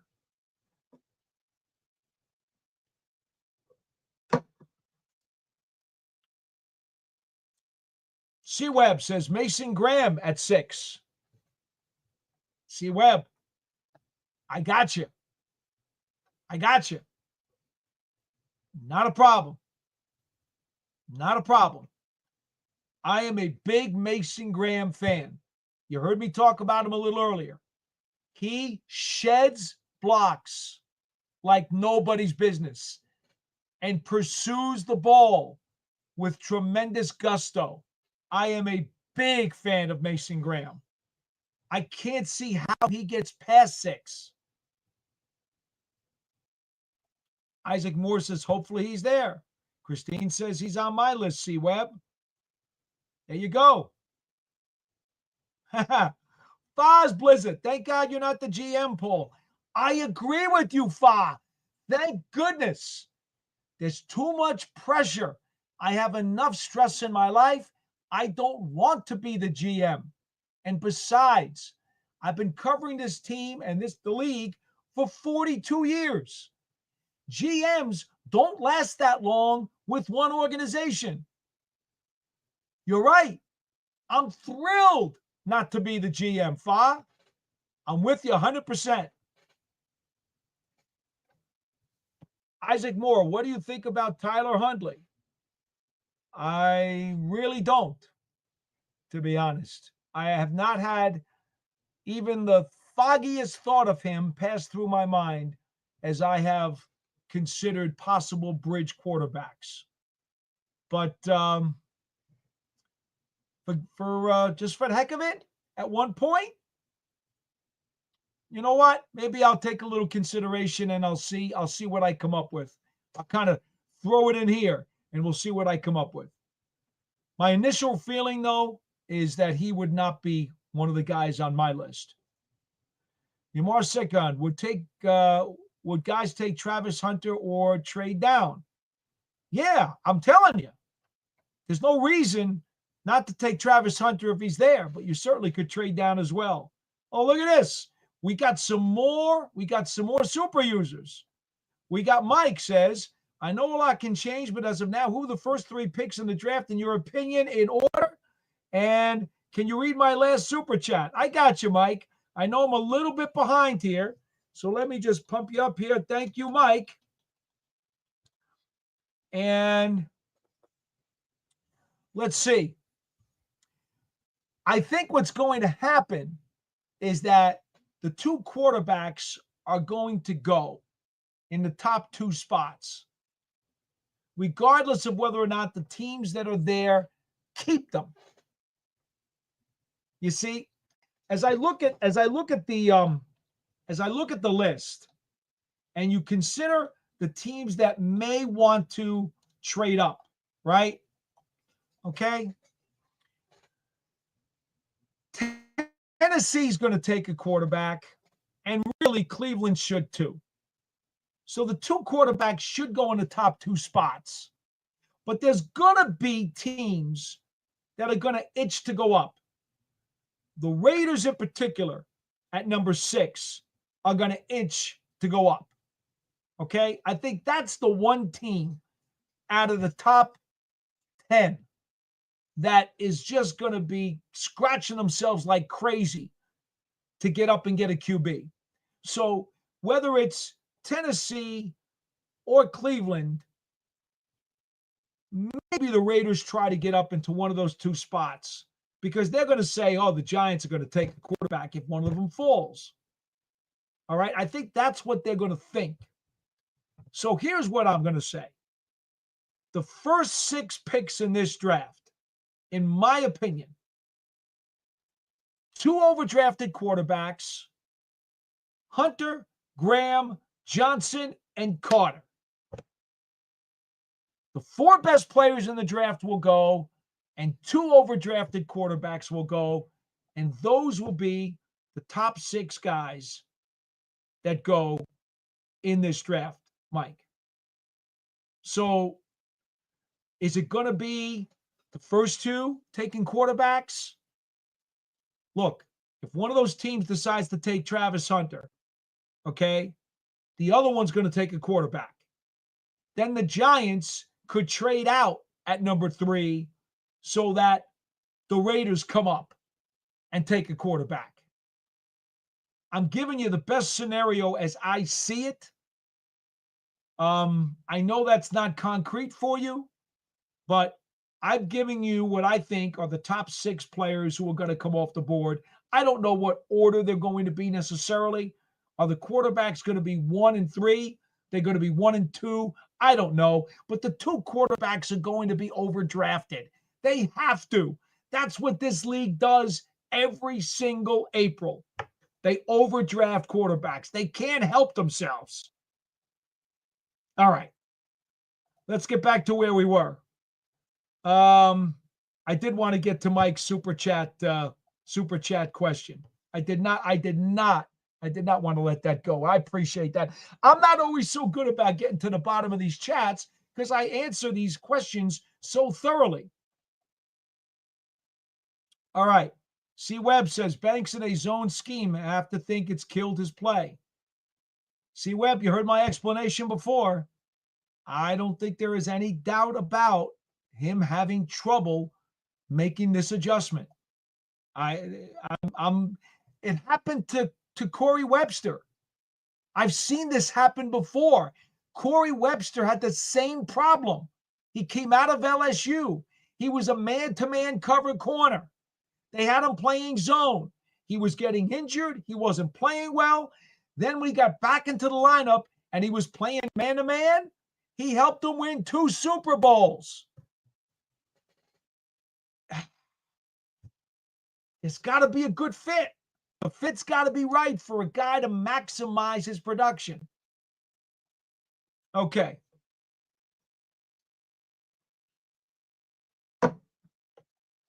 Cecil's talking about Banks and Hunter. One has 0 ball skills. The other is a 10 in ball skills. There's no doubt that Hunter, being a corner / wide receiver, obviously he's got great ball skills. Cecil, come on. Come on. That one's pretty obvious, right? Come on. That's pretty obvious. I think what you do is if you draft Hunter, and I'm a huge fan, said going in, he was a lock for the Heisman. You play him as a lockdown corner, and then you mix in potentially 8 plays a game for him on offense when maybe you're going to go 4 wides. So he would give you a little bit on offense too. But I want to make this guy basically a full-time corner. Man, it looks like we are getting loaded here with the chats. C. Webb says, give me Mason Graham over Hunter. Stopping the run is a higher priority. C. Webb, the reason you wouldn't do that is because this draft is supposedly very hot for defensive tackles. I'm hearing the first couple of rounds, very thick in defensive tackles. Corners, not as much. So you may be able to get a really good defensive tackle to work with Dexter Lawrence if you don't get Graham up high. But if you trade down to the Raiders at 6, Hunter's gone. He's not there at 6. That's out. So you're going to wind up, in all honesty, if you trade down to 6, you're going to get either Abdul Carter or Will Johnson. And how could you go wrong with either one of those players? All right. Let's keep going here. You guys are talking a lot between what you're doing. Oh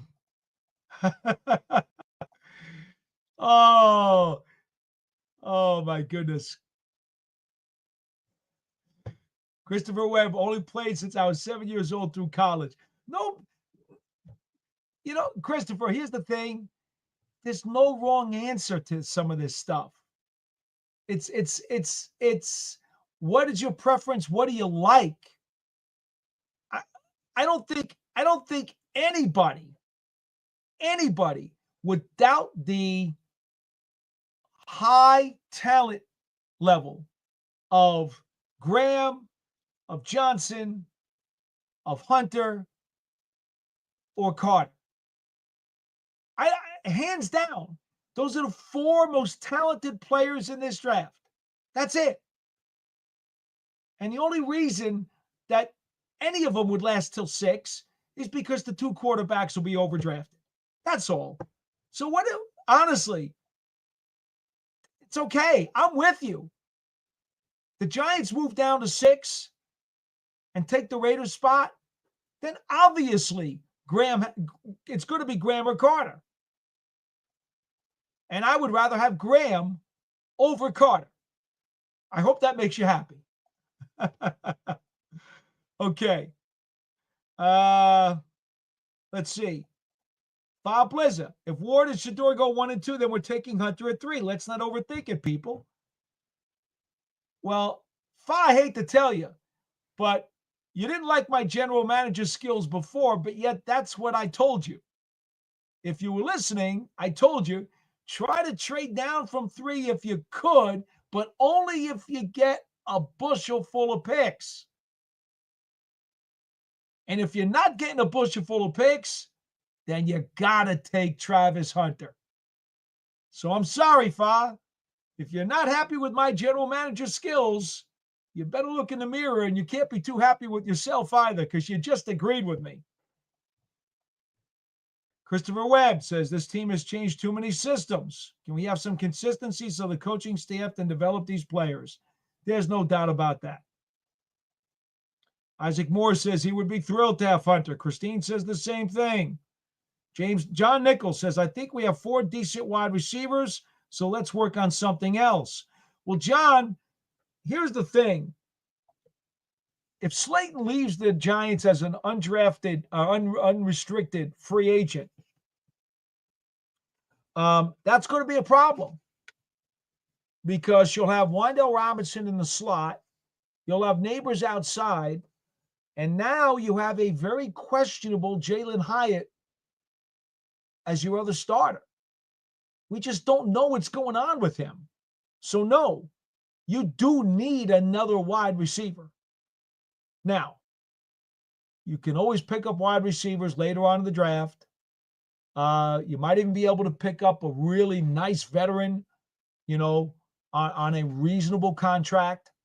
But no, John, trust me, the Giants are going to have to fortify that wide receiver room. You really don't have a choice. Okay. Christopher Webb could not be more accurate. Just be right. That's exactly the point. Whatever the Giants do, they got to get it right. The team is coming off a 3-14 season. They've got to get it right. I said last year that was going to be a very, very critical draft for this team. And it was. But now, because of the result of the season, this one is now multiple times more important than the 2024 draft. It just is. Isaac Morse wants to use Hunter as a corner and a gadget guy. Okay. Christopher Webb says, whatever the front office does, just be right. There's no question. Absolutely. Isaac Moore says, can't go wrong with Hunter or trade out to 6. Absolutely.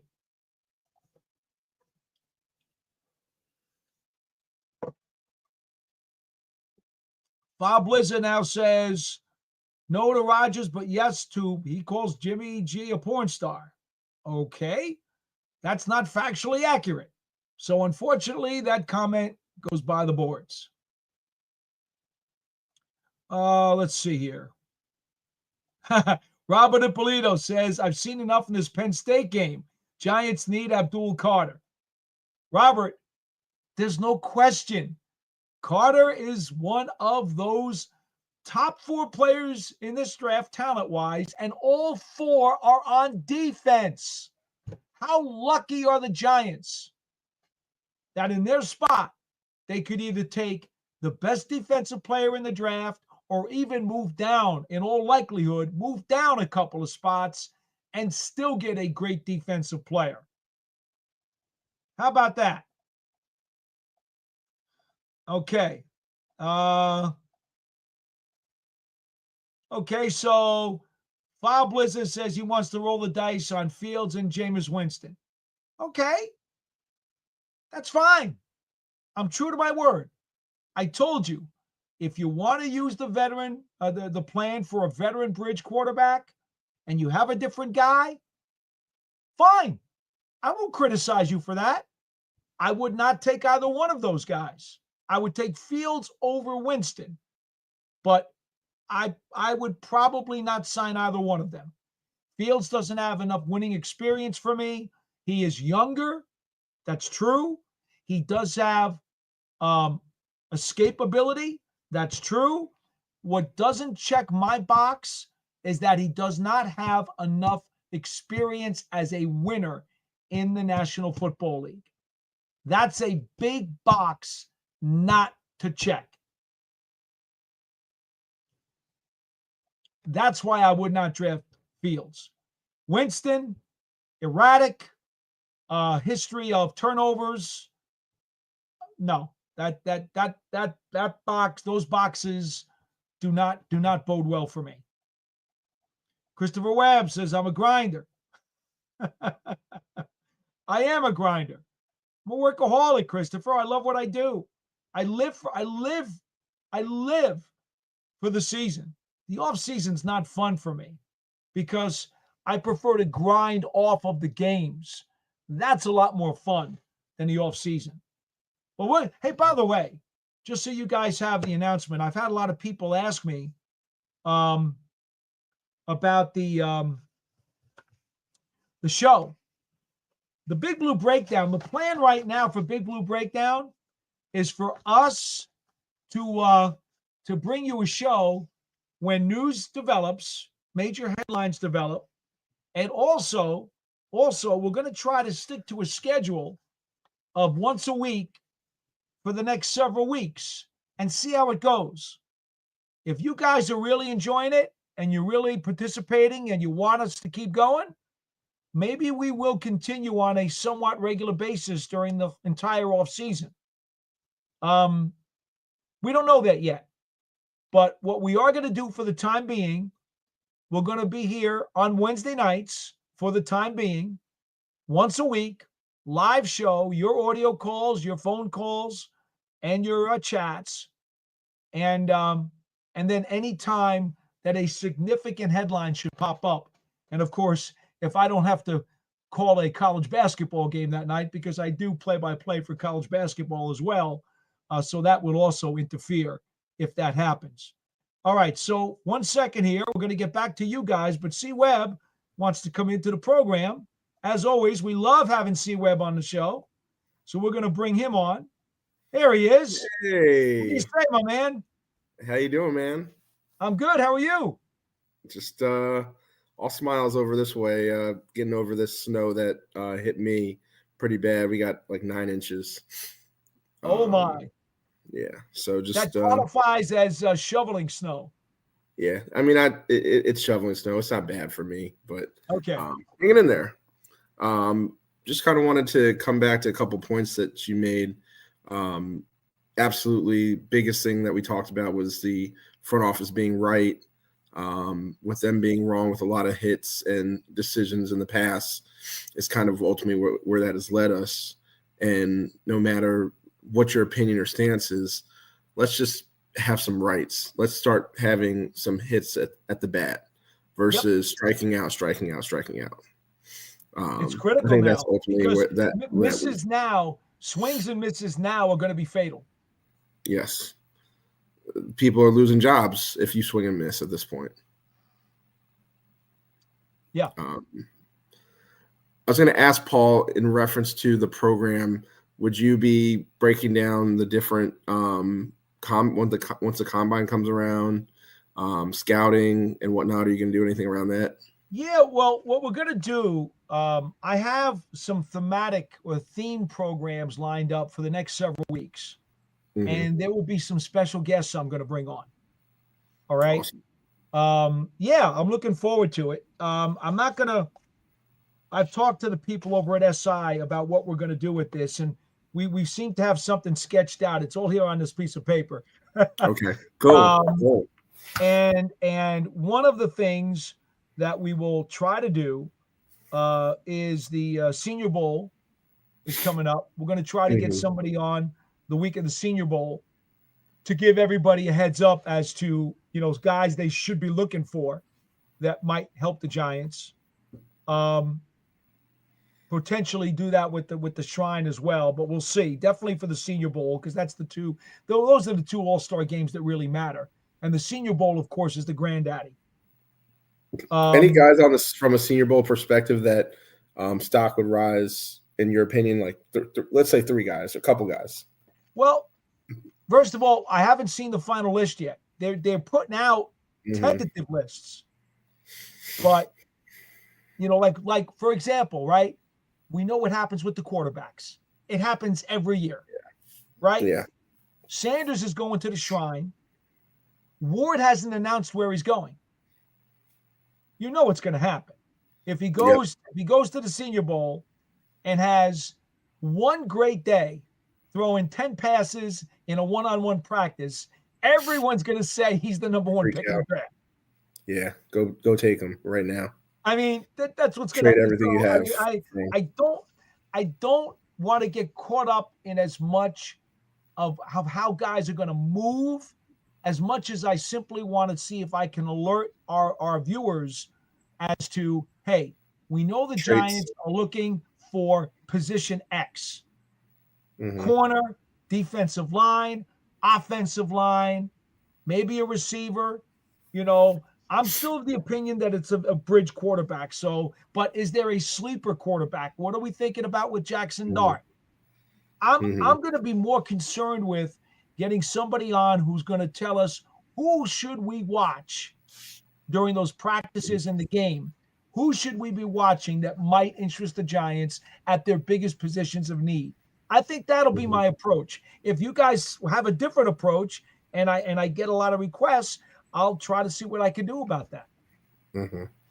I wanted to go back to the point of earlier. You guys, I think somebody brought up Deontay Banks, and a lot of these players I've talked about just systems changing, schematics changing, and when guys get drafted, they get drafted because they fit a certain system.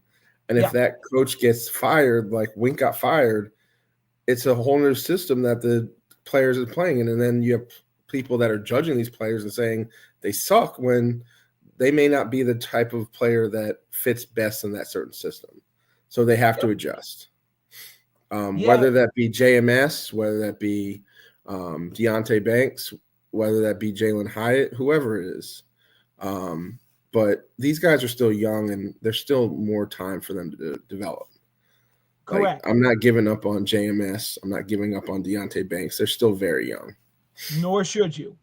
Yeah. But it is incumbent upon both the coaches to coach and maybe tweak their system and the player to learn. It's a two-way street. If the coaches don't coach right and the player doesn't learn correctly, you're going to get dysfunction. Right. And then the results are never going to be what they're supposed to be. Well, they got to Both the take a page out player of your and the book. coach, They got to both take a have page out of your book and bring their hard head in a lunch pail, and they'll be all right. Yeah, right. Yeah. So I mean, and again, and I'm not trying to duck this. We need to find out from Brian Dable potentially in the next week, I would think, if he's going to make any changes to the staff or he's going to keep the staff and just have guys do internal tweaks and say, okay, these are things that didn't work. We've got to change them ourselves. He's got to make that call. Where do And you think until Brian that Dable call is with made, doing the play calling? yeah, until he makes those decisions, it's really hard, to look at a guy like JMS or a guy like Tay Banks and say, well, okay, what are going to be the expectations this year? Because we know, because of the things that we talked about, it did not work out as well as it should have. And that can't happen again. You shouldn't be having to draft over these guys in the next following year. Right. It should be working out. Yep. Has there been any whispers of Dable? Is he going to keep the play calling or not keep the play calling? Only that he and John Mara both admitted that conversation existed, that it would be considered. Right. And, this past year, if you remember, Dable had said earlier in the offseason that he was tinkering with the idea of taking over the plays, but then he wouldn't tell anybody. And we all figured it out by watching spring practice and watching summer camp. We all figured out he was the one with the walkie-talkie on the sideline with the play card. Right. So we all knew what he was going to do. Right. And then finally, I believe it was the last week of the preseason, I think he finally said, yeah, I'm calling the plays. But, we all saw what was happening. We didn't need him to say it. We knew. And you could see such a big difference with how Kafka called the offense and Dable called the offense. 12 personnel versus Dable wanted to spread people out. Yeah, well, different. I think there's certainly a foundation of the playbook that obviously it's Dable's philosophy But then on the individual plays, we saw some different things. There's no doubt about that. I think, to be frank with you, and C Webb, let me tell you, if you followed my work for a long time, you know that I've always been of the belief that head coaches should be CEOs, and I would prefer that they don't call the plays. I agree with you. Always my belief. Leader of men. And when Dable got here, I was in the minority when I said, I hope that he lets Kafka call the plays. I was in the minority. Most people were like, he came here as an offensive guru. He should call the plays. And I'm like, time out. He's a rookie head coach. Let him coach. Don't put the play calling on his plate. Well, as things progressed and he got some games under his experience, 2 years, right? He decided that he wanted to give it a shot. I don't have the exact number of how many head coaches in the league right now call their own plays. I think it's about a dozen. It's somewhere in that vicinity. Some of them have been very successful. So it is strictly a subjective opinion. It's not one where there's a right answer or a wrong answer. If you take away his play calling, how would you grade his game management as a coach, as a head coach, and as a leader? Well, here's throughout the problem. His tenure. Here's the problem. I would love to be able to do that. But because of the way the staffs are set up today, the head coaches, in terms of game management, are relying more and more on guys who are on the other end of the headset with the time clock, calling timeouts, telling him if he should do replay. The whole game management stuff, telling him if he should go for two. The staffs are now injecting more of that stuff into the head coach's headset than ever before. More and more staffs are relying on those guys. So it's hard to really grade a head coach on that, because if he decides that he wants his staff to be handling those four responsibilities, well, if you want, you can criticize and say, well, I'd rather he didn't let them handle those things. But once he says, I'm going to let them handle those things, how do you grade him? Because he's getting information from his staff members, and he's just like, I trust them. I'm going to do what they say.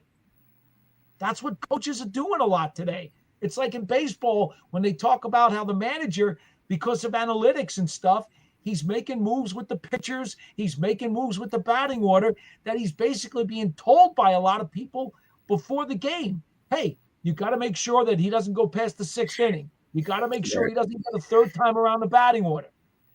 They're taking the systems that we're going to, that are ultra technology. We're taking the human element out of a lot of these sports, and we're taking a lot of the gut check out of the coaches and the managers. It kills me, C-Web, to be honest with you. Agree with you. You just asked me a question that I don't know can be answered because of the way we have developed with technology and the ability to lean on it. Yeah. I mean, what do you honestly, and again, I know there are people out there who are like, Tito, you've covered the team for over 40 years. The game has changed, and you're still stuck in a lot of those Fred Flintstone kind of philosophies. Yeah, well, I'm sorry. You know what? You know what Bill Parcells would tell you to do with some of the stuff that they're doing today? I'm not going to say those words because Bill wouldn't we want all me know to what those words are. Yeah. But you know what I'm saying. Yeah. Okay? Yeah. Bill Parcells was a Hall of Fame coach. Tom Coughlin is going into the Hall of Fame one day. There's no question. These two, Tom had to adapt a little bit to some of that stuff, but Dan Reeves wasn't doing it. I mean, I've been around some greats in this game, and they believed that the game bleeds, it sweats, it fatigues, it has emotion and momentum. All this other computerized printout stuff doesn't.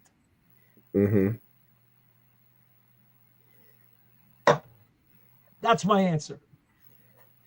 That works for me, Paul. We have the same cup. There you go. Yeah. Cheers, man. Back at you. Yeah. There we go.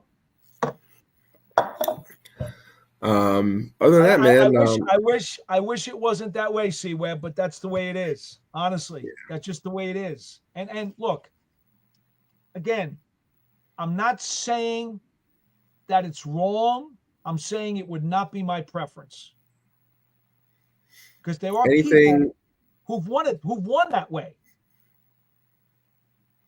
Coming from a fan perspective, anything you've heard inside the building that they wanted to critique or change from a fan engagement standpoint going into next year, or area of opportunities they want to change with engaging Giants fans in the stadium? Yeah, they did a huge study of fan engagement with surveys and stuff last off season.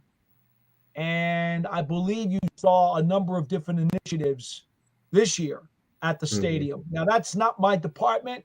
Obviously, I'm broadcast department. I'm not the marketing department or the stadium ops department. But I do know that there were a lot of different things around the stadium this year in terms of alums coming by for autographs and photo ops, different things that were out on the concourse. They tried to mix up the halftime show quite a bit. I know that Brandon London, one of the members of our broadcast team, does a lot of stadium PA stuff with the fans during timeouts and so forth. He does a great job. Yeah. Oh, he's a super dude. Yeah. So, will they? His dad coached at Howard University. Oh, there you go. That's right. Where I was at. Yeah. Yep. Right after I left. Will they continue to tweak? I'm sure they will. I'm sure they will. I don't really have anything to do with that. So, and to be frank with you, on game day, I'm busy working. I don't pay much attention. Right. Hard hat and lunch pail. There you go. There you go. Cool. I would definitely be one of Parcells' suburbanites. Trust me. Yeah. Where are you right now with the offensive line? Where do you see them upgrading, whether it be via draft or free agency? Where's your head at from that standpoint with the Giants? Yeah, offensive line, I'd like to see them do something in the draft. I don't know that free agency is going to be very helpful because of, again, the prices that you're going to talk about. I would think this. I'm going to have faith that Andrew Thomas is going to rehab correctly. He seemed very optimistic when we talked to him before the season, actually when the season ended, just the other day on Monday at Baggy Day. He seemed, he wouldn't put a timetable on it, but he seemed very optimistic that over the course of the offseason, he's going to be ready to go. So let's assume he's the left tackle. I assume that John Runyon's going to be one of the starting guards. And I assume that JMS is going to be the starting center. Now, Illuminor is going to be on this team one way or the other because he's a good player. Where he starts, I won't box him in right now. Could he be the right tackle? Sure. Could he be one of the guards? Sure. I think Van Roten, one of only 2 Giants this year to start all 17 games, right? I would think that Van Roten would come back on a minimum deal to be the inside swing guy so that he could help out backing up center and guard. I think Evan Neal deserves to be back based on what he showed the last part of the season. I think that I'm still convinced. If you're Carmen Bursillo and Brian Dable, what are you doing with Evan Neal? Continuing to hope he develops? Well, he showed progress at the end of the season. Yeah. I saw enough. I'm not giving up on him. I saw enough to say he should come back to training camp and be given a chance to win the right tackle spot. That's how I feel. If during training camp he can't do it, you got 1 month. Okay? You got 1 month and some preseason games. Okay? 3 preseason games and 1 month to prove that you can continue what To you develop. showed the last half of this season and improve to the point where you can be the starting right tackle. I would do that. I'd give him that chance. If he can't show it, Is being a swing tackle good enough for you or no? that's where I'm going. If he can't show that he's the starting right tackle, then Illuminor's got to start at right tackle again, and Neal's got to be the third tackle as the swing. Mm-hmm. He's certainly good enough to be that. But I still think you have to have higher hopes for him. You've got to set higher goals for him. He You've was a still 7th got to pick in the say, draft. hey, Yeah. go for the right tackle spot. Because if he wins it, now you could put Illuminor at one of the guards. Mm-hmm. And you could have Runyon, Illuminor, Thomas, Neal, JMS. JMS. Maybe that's your starting 5. But I'm telling you now, as John Maris said, priority number 3 was upgrade the offensive line. They should draft not necessarily a blue chip lineman, because that you'd have to take one high, and I don't think you're taking one in the first round. Might you take one in the second or third? Sure, you might. Come in a year and then he's ready to go. You want to get a true, legit offensive line prospect, not a project, but a prospect, which is higher than a project. Mm-hmm. Get one of those guys ready so that he can compete with the likes of a Tyree Phillips, with the likes of a Josh Azudu. Get somebody in here, because Stinney's an unrestricted free agent. So Stinney's probably gone. Mm-hmm. So all you're going to have is, if you go with the 5 I said, and Van Roten, that's 6. Keep Azudu, that's 7. Well, you need 9, at least. Where are you with Azudu? You know what? I've always thought that he'd be a better guard in this league than he would a tackle. I've always thought that. But then he hasn't Garmin played a lot of guard this year thought he'd be better at tackle.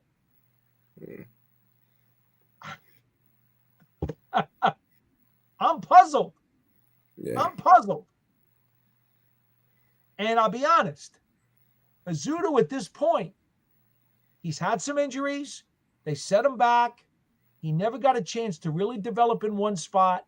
If it were me, what I would do is tell him, hey, we got Neal at worst as the swing tackle. I want you to concentrate on being a guard. Just be a guard. Work through the spring and summer as a guard. Okay? And be ready in case Illuminor or Runyon go down so that you can be plugged in there. And I would ask him just to focus for a change, because he's never focused on one position since he became a Giant. He didn't do it at North Carolina. They played him in 4 spots. Mm-hmm. He got to the Giants. They kept jostling him around. Give him one spot, please, and let him just polish up one spot.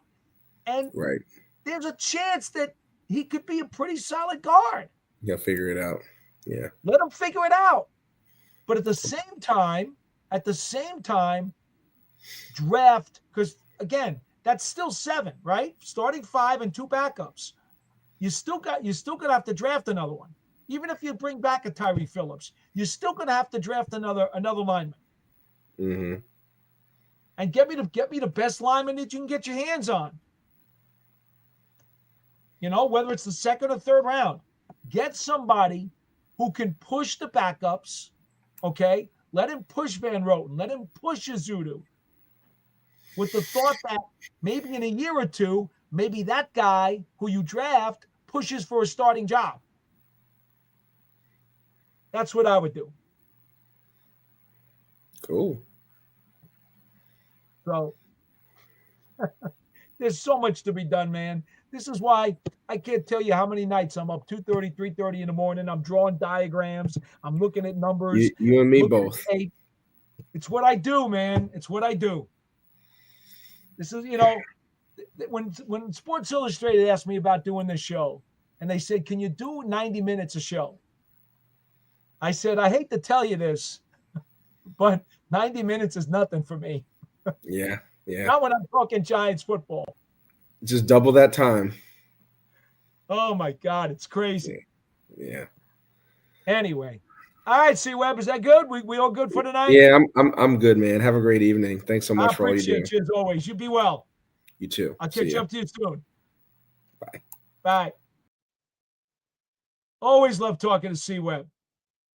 One of the real cool guys as part of our audience here on the Big Blue Breakdown Live. Christine, Neymar, appreciate you guys as always. Of course, Dynamite. Chris was asking, C-Web was asking, you really think Kirk Cousins keeping things together in New York? We were just getting him on the video chat, but I'm going to get to his typed out chat anyway because he's right. Man ain't mobile. He's got to navigate the pocket. If the offensive line does not make sure that it's solid enough, Kirk Cousins could take a beating. See, Webb, I understand. Again, what are the risks in taking Kirk Cousins? Well, if it's a trade, you're going to take on some money. If it's free agency, it'll be less, but you're still going to have to put out some money. You need to worry about his durability for sure. And you also need to worry about that last month of the season when he slumped and got benched for Michael Penix. There are certain nails that you have to chew on if you're going to digest Kirk Cousins. It doesn't mean it would be a illogical selection. There's a lot of logic in making Kirk Cousins the bridge because he does check a lot of boxes. But there also are possible warning signs. If you do it, you cross your fingers that the warning signs don't rear their ugly heads. So would I support it? Yes, I would, because it's more boxes checked than not. And C-Web, that's the best way to describe it, right? No matter who the bridge quarterback is, if he's got more boxes checked than not, then you move forward and say, okay, there was logic behind it. I see why. I may have picked somebody else who checked different boxes, but at least this guy's got boxes checked. That's why I tell people, if you have a different bridge in mind, it's okay.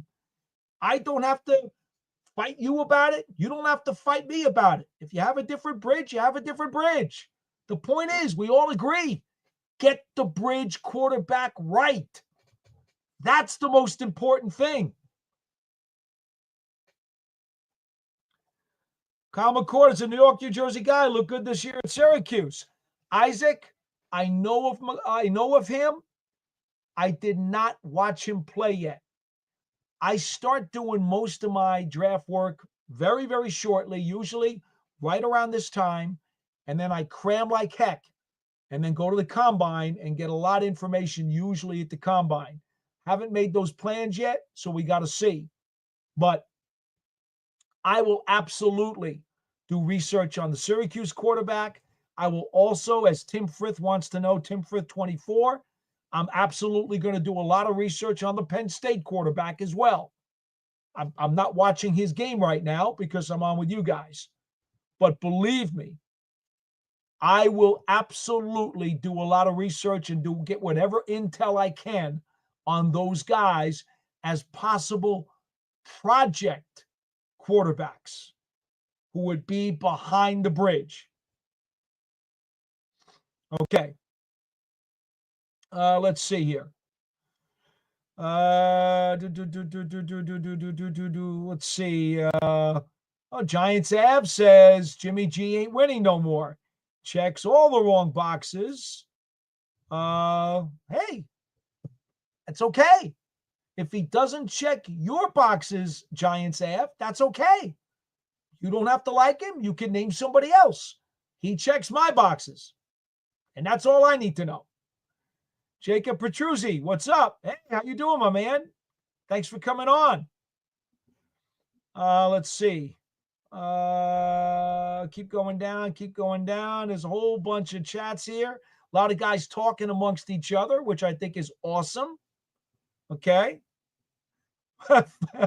Pleasure. Much respect. Hey, it's all good, man. It's all good. Look, the one thing that I really hope this, not only as a broadcaster who interacts with the fans as a conduit, to the game. I just hope that the angry mob mentality can go away. It doesn't do anybody any good to have the angry mob mentality, to be furious and upset and obnoxious. And it's like, everything is a complaint. Everything's miserable. Everything's negative. Everything's a complaint. Fog comes down to this. Okay. Whatever's spilled milk is spilled milk. That's it. They were 3-14 this year. You can't change that. To complain about it is a waste of energy. Right?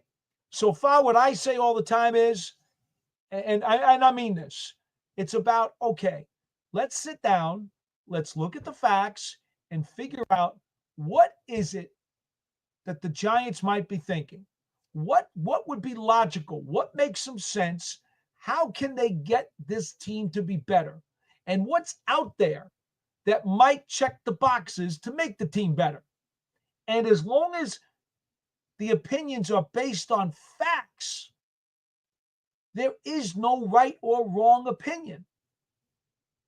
Time will tell on the back end, because hindsight is always 20/20, which was right and which was wrong.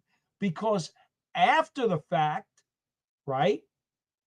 Correct, I should say. After the fact, you can decide what was effective and what wasn't effective. And it's okay to say at that point, well, this didn't work out. This wasn't effective. And, oh, this did work out, so this was effective. Great. That's the time to say, okay, whatever, and get all volcanic because made the decision that did not work out. Man, that's a bummer. Okay, that's fine. But then let it go. And just try to be productive. Stick to the facts and be productive. That's all that matters. That's the way I run this thing. Okay? I'm not going to pound my fist and get all volcanic and start screaming from the top of the Empire State Building that this stinks, that rots, and everything else. What's the point in doing that? So yet so many people seem to want to. I don't get it. Christine says Fields can be an option if Dable can get him ready. Again, he's an option. He's an option. Okay. Aiden Fink says, keep it going. Love the show. Staying engaged with you and my fellow Giants fans on the program. Awesome. Christine says, enjoys everybody tremendously. See, Neymar says, C-Web, do you think Knicks winning yesterday? Well, hey, I'm a diehard Knicks fan. They needed to pound the living crap out of the Toronto Raptors. Believe me, after losing 3 in a row, I needed to see a win last night. That put a smile on my face. I'll tell you that right now. I needed a shot of joy. Cecil McCatherine says, this has been our downfall. Just pick the best player when our turn to draft comes up. Yeah. Pick the best player unless, like I say, unless you've got such a boatload of picks. Then there's logic in doing that too. Cecil, you're not wrong. Anytime you pick the best player, there's logic in that selection. So you're not wrong. But there is also logic in the other side of the argument that says, the other option. It's not an argument. The other option. Pick the best player. There's always logic in that. But if you can get a boatload of picks, when you're a team in the Giants spot that needs some draft capital or players, there's logic in that too. Neither option is wrong. Just a matter of preference. But neither option is wrong. Seriously. I mean, think about this. Ernie Accorsi traded Phillip Rivers and picks to San Diego to get Eli Manning. The price was high. Most people thought the Giants gave up too much. I thought they gave up too much. But how did that work out? Obviously, they didn't give up too much because the result was Eli Manning taking them to 2 Super Bowls and winning 2 Super Bowl MVPs, and he's going to go into the Hall of Fame. Whatever year it is, if not this year, certainly another year. So there's a great example. Do you make the pick or do you make the trade? There was logic behind both. There was logic behind making the pick, and there was also logic behind making the trade. It's okay. Just agree to disagree. Perfectly fine. All right. Christine says, totally looking forward to future shows. Would be totally interested in drafting shows like you spoke with C. Webb. Yeah, well, like I say, we're going to be here every Wednesday night for the next several weeks. And we will have some guests on the program. I'm not going to preview any of that stuff for you now, but we will. And I'm going to gauge your response and figure out, based on that, how we should proceed. All right. Let's see. Anybody else down here? Nemar says, I think play calling should be down by Shea Tierney or Mike Kafka if he returns.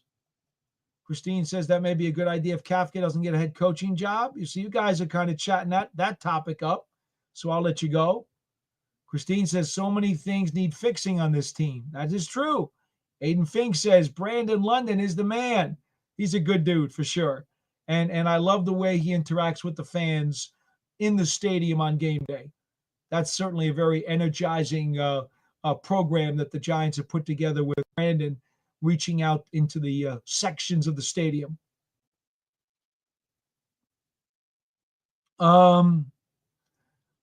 Christine says, forgot the other OCs that maybe better. Paul mentioned someone forgot the name. Oh, you mean Ken Dorsey, who was just let go by Cleveland, has roots with the Buffalo Bills. Oh, KZ09. Here's a new guy.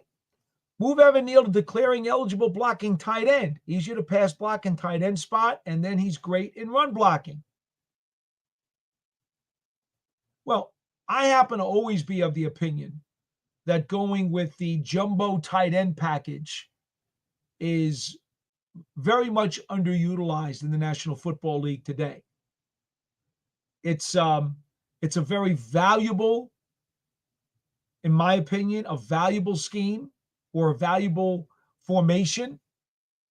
Only a few coaches seem to enjoy using it more than once every blue moon. I'm not 100% sure why.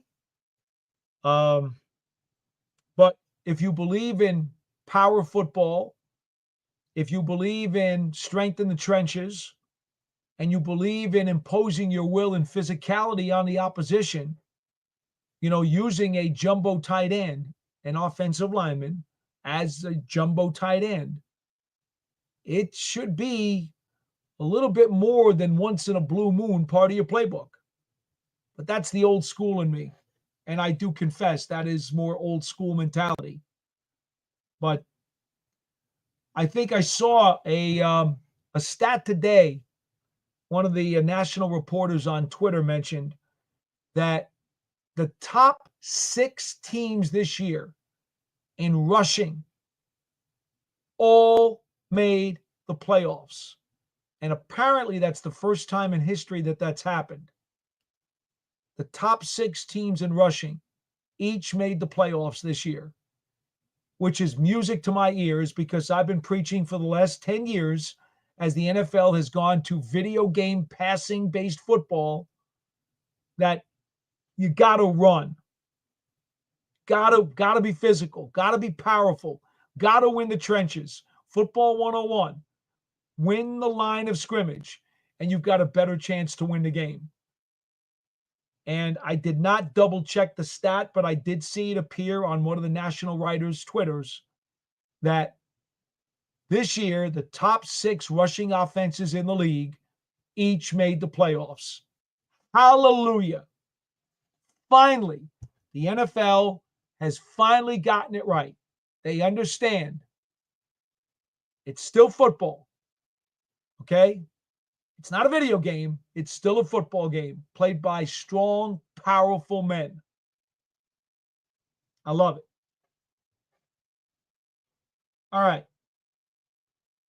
Cecil says, you see what the Eagles did with Becton. The Jets were stubborn like the Giants are. Just move near the guard and kill 2 birds with 1 stone. Cecil, maybe that's the answer. Maybe in training camp over the summer, or maybe even in the spring, the Giants work Neal out at right tackle again because that's where he finished, and that's where they insisted all year he belongs. And if it doesn't work out this time, if he does not show another step of progression, well, then why not? I've always said that's a last resort. You don't want to do that unless you absolutely have to. If that is the only way to get some production out of the player, then you do it. Because getting production is better than getting nothing.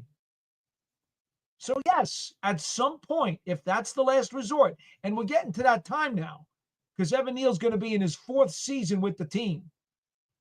Okay? So if he does not show that he can be a competent starting right tackle for this team, then you have to consider either him as a swing tackle or consider him to compete at a guard spot. I'm willing to go there now because it's his 4th season. You can't do that before 3 seasons are in the books. That's just kind of a general rule of thumb with the NFL. You want to see any rookie, by the time he gets to his 3rd year, break out and show you what he really can do. That's the goal.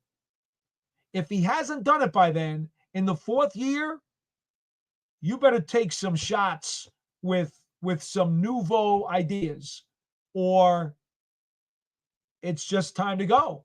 And you have to find out if there's any way at all you can get the level of production that you need from that player at a different position by the time you get to year 4. This is now year 4. So I still think Evan Neal can be a right tackle, a starter for the Giants. I still think that's possible. But if he shows that he can't, now you've got to do something about it. There's no more waiting. There's no more patience. There's no more hoping. There's no more looking for better. It's then going to be time to make a change with him to salvage whatever you can get out of his 4th season. So, Cecil, I don't debate you on this. I understand what you're saying.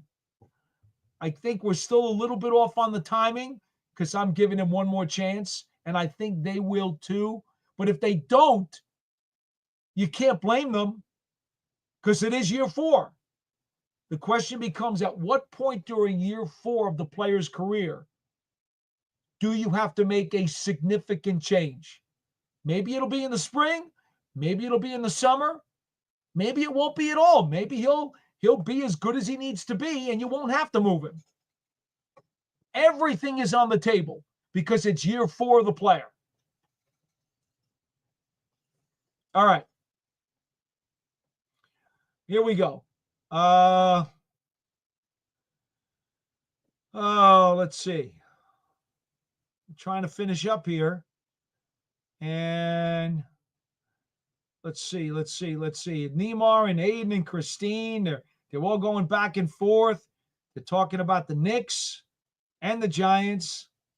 Nothing wrong with that. We love talking Knicks too, but this really is a Giants show, so we're not going to really do much of that. But I understand and I appreciate it. Yeah, see, Fa comes back, and this is exactly what I addressed. Is this Neil's last year on his rookie contract? Yes, it is. This is his most important season by far. If he doesn't figure it out this time, then he never will. Fa, he showed progress the end of the 2024 season.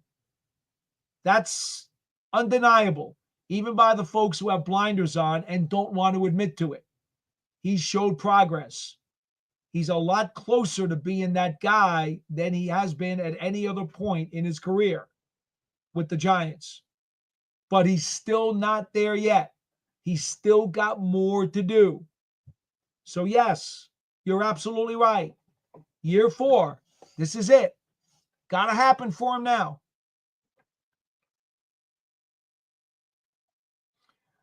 Cecil says, how many of those 6 uses jumbo tight ends to run the ball? You know, Cecil, I don't know the answer to that. To know, what you would have to do is go back to each of those teams and then look at the snap counts for each of those teams, specifically for the third tackles.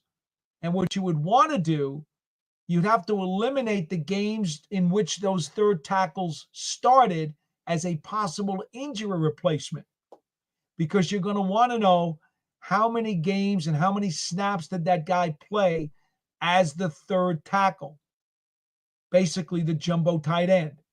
So it would take quite a bit of doing, unless you just called the teams, or called the teams individually and said, hey, do you guys happen to have that number?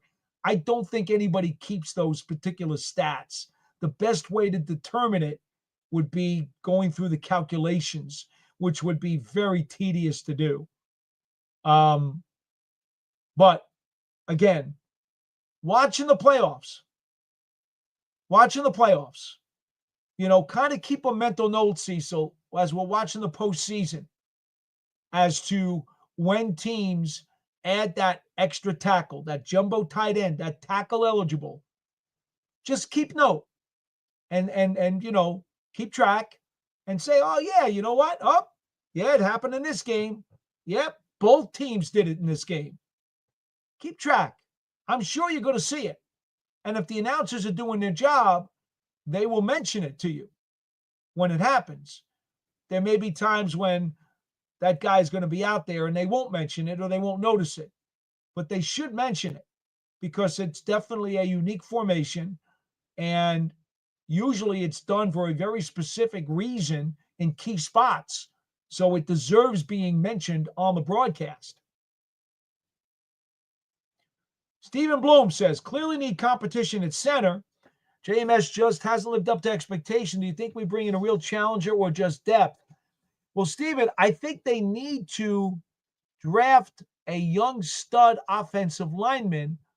And if he's got enough versatility that he can play multiple positions, whether it be center and guard or guard and tackle or whatever, they should get a young stud developmental offensive line in here, offensive linemen in here who could challenge to be a primary backup, and then maybe by next year, potentially challenge to be a starter at one of the spots.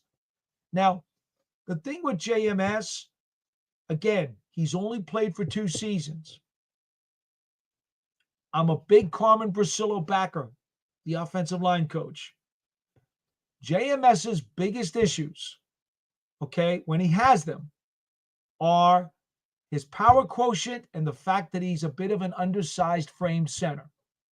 So that means there are always going to be certain matchups where he's going to have some trouble. You're going to have to scheme it. Or quite frankly, I wonder how much stronger he can get.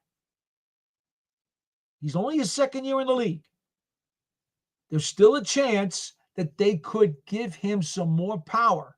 they could find a way, through the maturing process as well as the strength and conditioning program and in the off season. I remember telling him that last year after his rookie year. I said, I'm sure they're going to try to get you stronger. They're going to try to add some bulk to you. I'm sure of it. And they did, some. I wonder how much more they could add to him, though. How much bulkier, how much more power could he put into those bones? Because that will be a very important component to lessen the amount of games or the amount of snaps or the amount of times that he's going to go up against a bigger, stronger, more physical lineman, and he's going to have to either be schemed or somehow just try to survive. I mean, Bart Oates was one of those. So was Sean O'Hara. Both of those guys, when they played, they were known as undersized centers. So you can win with an undersized center if you have terrific linemen with them and you scheme it up properly when you have to. And they're strong enough and gutsy enough, technique-wise and smarts-wise, which he has. JMS has very good technique and he's very smart. So that he's got. It's just the physical part of the game. He's going to have a little, he's got to get more power. Christine says, good night, everyone. Everyone be safe, for sure. See, I'm going so long here that I even knocked her out. Christine ran out of gas. Isaac Moore, how many different line combinations on the offensive line did the Giants have? 12? No, it was 10. Their 10th different starting offensive line combination played at the Lincoln, Philadelphia this past weekend. 10 different offensive line combinations. Now, that was not because guys didn't play well. It was because of injuries. They didn't bench guys. That's the one thing about this offensive line mixture as opposed to last year. 2023, the Giants' offensive line was historically bad. And they had an unbelievable amount of offensive line combinations. Some were because of injury. Other combinations were just because guys weren't doing the job nearly good enough and they were getting yanked, benched. That's not what happened this year. That's different. That's why the Giants' offensive line was graded as an improvement. What'd they do? They gave up 48 sacks this year after giving up over 80 last season. Tremendous improvement. They also averaged 4.2 yards a carry this year in the run game, which was 18th in the NFL. Kind of getting into the middle portion of that quicksand. So clearly, from historically bad, now getting to mostly functional. But they got to raise the bar. They got to get better. They still got to get better. Okay. Bob Blizzard says, at this point, if Neal becomes an average at best right tackle, I'd be satisfied. Well, again, he's under contract for another year, so you take what you can get. You'd love to have some, solid production out of him. That's the bottom line. All right. And Cecil says, JMS not strong enough to be a starter. Well, that's not true. There are some instances in some matchups where the power quotient is an issue. That's true. Every week, that's not true. Just like with O'Hara and Oates. I've mentioned them before. If you watch them each and every week, you know this. There were matchups where they knew they were going to be at a disadvantage. There were others when they didn't. I'll give you a great example. You remember Vince Wilfork, who played defensive tackle. He was a mammoth defensive tackle for the Patriots. The Giants, at the end of the 2007 season, they went into Super Bowl 42, and their biggest concern in that game on offense was how are they going to handle Vince Wilfork? Because he was a monster. And they knew that Sean O'Hara was going to be at a disadvantage if he handled him by himself. They knew that the Patriots were going to have a bunch of different fronts, multiple looks, multiple blitz packages. So you were not going to be able to just line up and say, okay, we're always going to give him help. We're always going to give him the left guard help. We're always going to give him right guard help. They couldn't do that. They knew the Patriots were going to be too multiple. So they had to very carefully scheme it so that they would guess right on certain plays. And on certain plays, he was going to be alone. On other plays, he was going to get help. They had to scheme it. It was a very crafty game plan. And fortunately for the Giants, they did enough. And Sean O'Hara got a Super Bowl ring.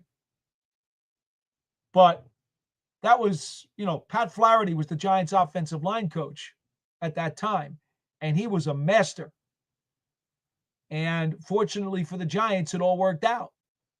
But that's a great example of what we're talking about with an undersized framed tight end, center going up against some of the bigger, stronger DTs in this league, or nose tackles for that matter. There are going to be times you're going to be at a disadvantage, and you just have to be able to work around it. The idea is you hope that those times will be minimized. And you get your guy as strong as he can be so that he has a better chance when those situations do arise. Wow. So we started this show at 8 o'clock tonight. And somehow, despite the fact that we thought we would only go an hour, we have once again done a 2-hour and 45-minute show. And I never even got to go through this. So let me just really quickly just mention a couple of these things here. Talking about the Giants offensive line, we've kind of already gone through that by the questions and comments you guys have sent. The Giants defensive front, there's no doubt that they need to get themselves a really good 3-technique defensive tackle. That is a guy who is going to be quicker and more agile and play next to the big man, sexy Dexter Lawrence, who is really more of a nose tackle. So the Giants need to do that, whether they get him in the draft or they get him in free agency. I suspect it'll be in the draft. The Giants did not get nearly enough production this year out of Nacho Nunez-Roches or DJ Davidson, who got hurt. Elijah Chapman was a pleasant surprise. Jordan Riley was inconsistent. At the end of the season, Elijah Garcia did a few nice things. Linebackers. Well, Brian Burns, I can't say enough about him. We've already earlier in the program gone over his stat line. Bobby Okereke, I don't think that he was given enough room to operate because the defensive line did not do enough in terms of taking on blockers or did not do enough in holding their lanes. And that made life very difficult for Bobby Okereke, which in my opinion is why his production was down. I still think he is a dynamite player. In 2023, he was a Pro Bowl style level player, but not so much this year. And then obviously got hurt, got a slip disc in his back. Does anticipate with rest that he'll be able to come back. Micah McFadden had a career year. Cut down on his bad angles, which resulted in fewer missed tackles. So I think they're very happy to have Micah McFadden here. We know about Burns. Kayvon Thibodeau. Simple. It's very simple with Thibodeau. Started off rather slow, broke his hand, his wrist, was out for over a month, came back, wasn't quite the same, did a good job with his pressures. According to ESPN Next Gen Stats, he and Burns together were one of the better duos in the last month and a half of the season at pressuring the quarterbacks. But, and Thibodeau has always been stout against the run, but he certainly needs to get back to double-digit sacks like he had 11 and a half in 2023. Didn't come anywhere near that this year. So that's something that he's got to get back to being that double-digit sack guy again. Secondary, we talked about Banks a lot already today. Talked a lot about Flott earlier. The safeties are Tyler Newbern and Jason Pinnock. And, of course, Dane Belton as the third safety. Belton, sometimes, there's no doubt when he's in man-to-man coverage and you can isolate him, that can be a bit of an issue. But otherwise, as the third safety, he fulfills his role extremely well, tends to be around the ball and makes plays, and he certainly hits.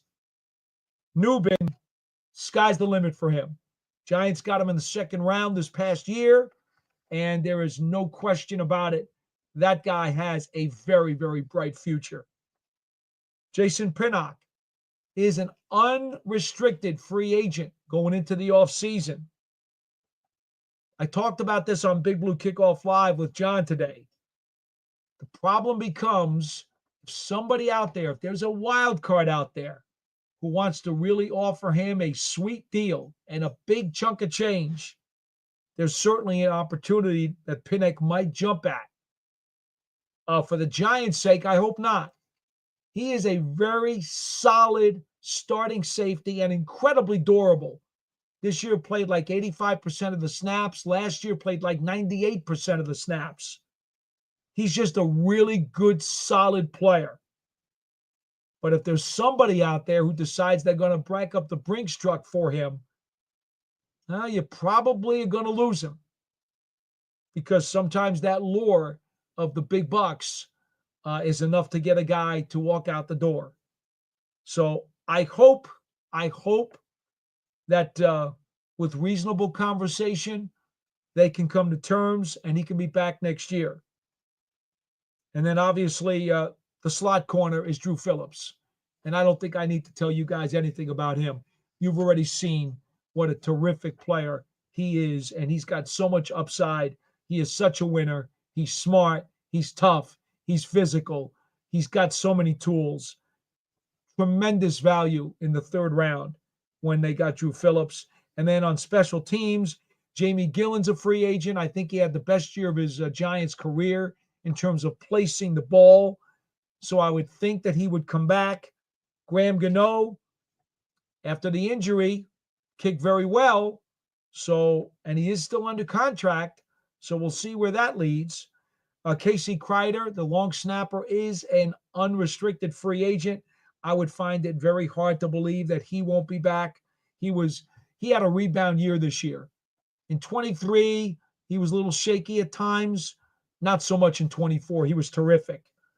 And then obviously Emir Smith-Marset really showed out very, very well, especially down the stretch as a solid kick returning option who has some explosive moves to his game. He's an unrestricted free agent as well. I hope that they're able to bring Emir Smith-Marset back because he certainly lit up the Giants Stadium crowd with that 100-yard return for a touchdown against the Indianapolis Colts. All right, folks. The plan right now is that we will be back next Wednesday with Big Blue, the Big Blue Breakdown, our live program next Wednesday, 8:00 p.m. Eastern Time, to take your phone calls and your audio calls, video calls, and your chats. Now, I will tell you, we will have a special guest, or at least we've scheduled a special guest next week, and it will be very newsworthy according to something that's coming up down the pike here in the NFL. I promise you that. And I will tell you, it should be a very, very interesting show because we're going to start theme shows beginning next Wednesday live here on the New York Giants on SI YouTube channel and media network. And I'm certainly looking forward to that one because I think that's going to be a dynamite way to start off our theme shows. Well, That'll do it for tonight. We have actually gone 3 hours. Didn't expect to really go more than 1 hour tonight, but you guys kept me engaged, and I hope I did the same for you. Until next time, I'm Paul Dottino. We will see you on the Big Blue Breakdown Live next Wednesday night. So long, everybody.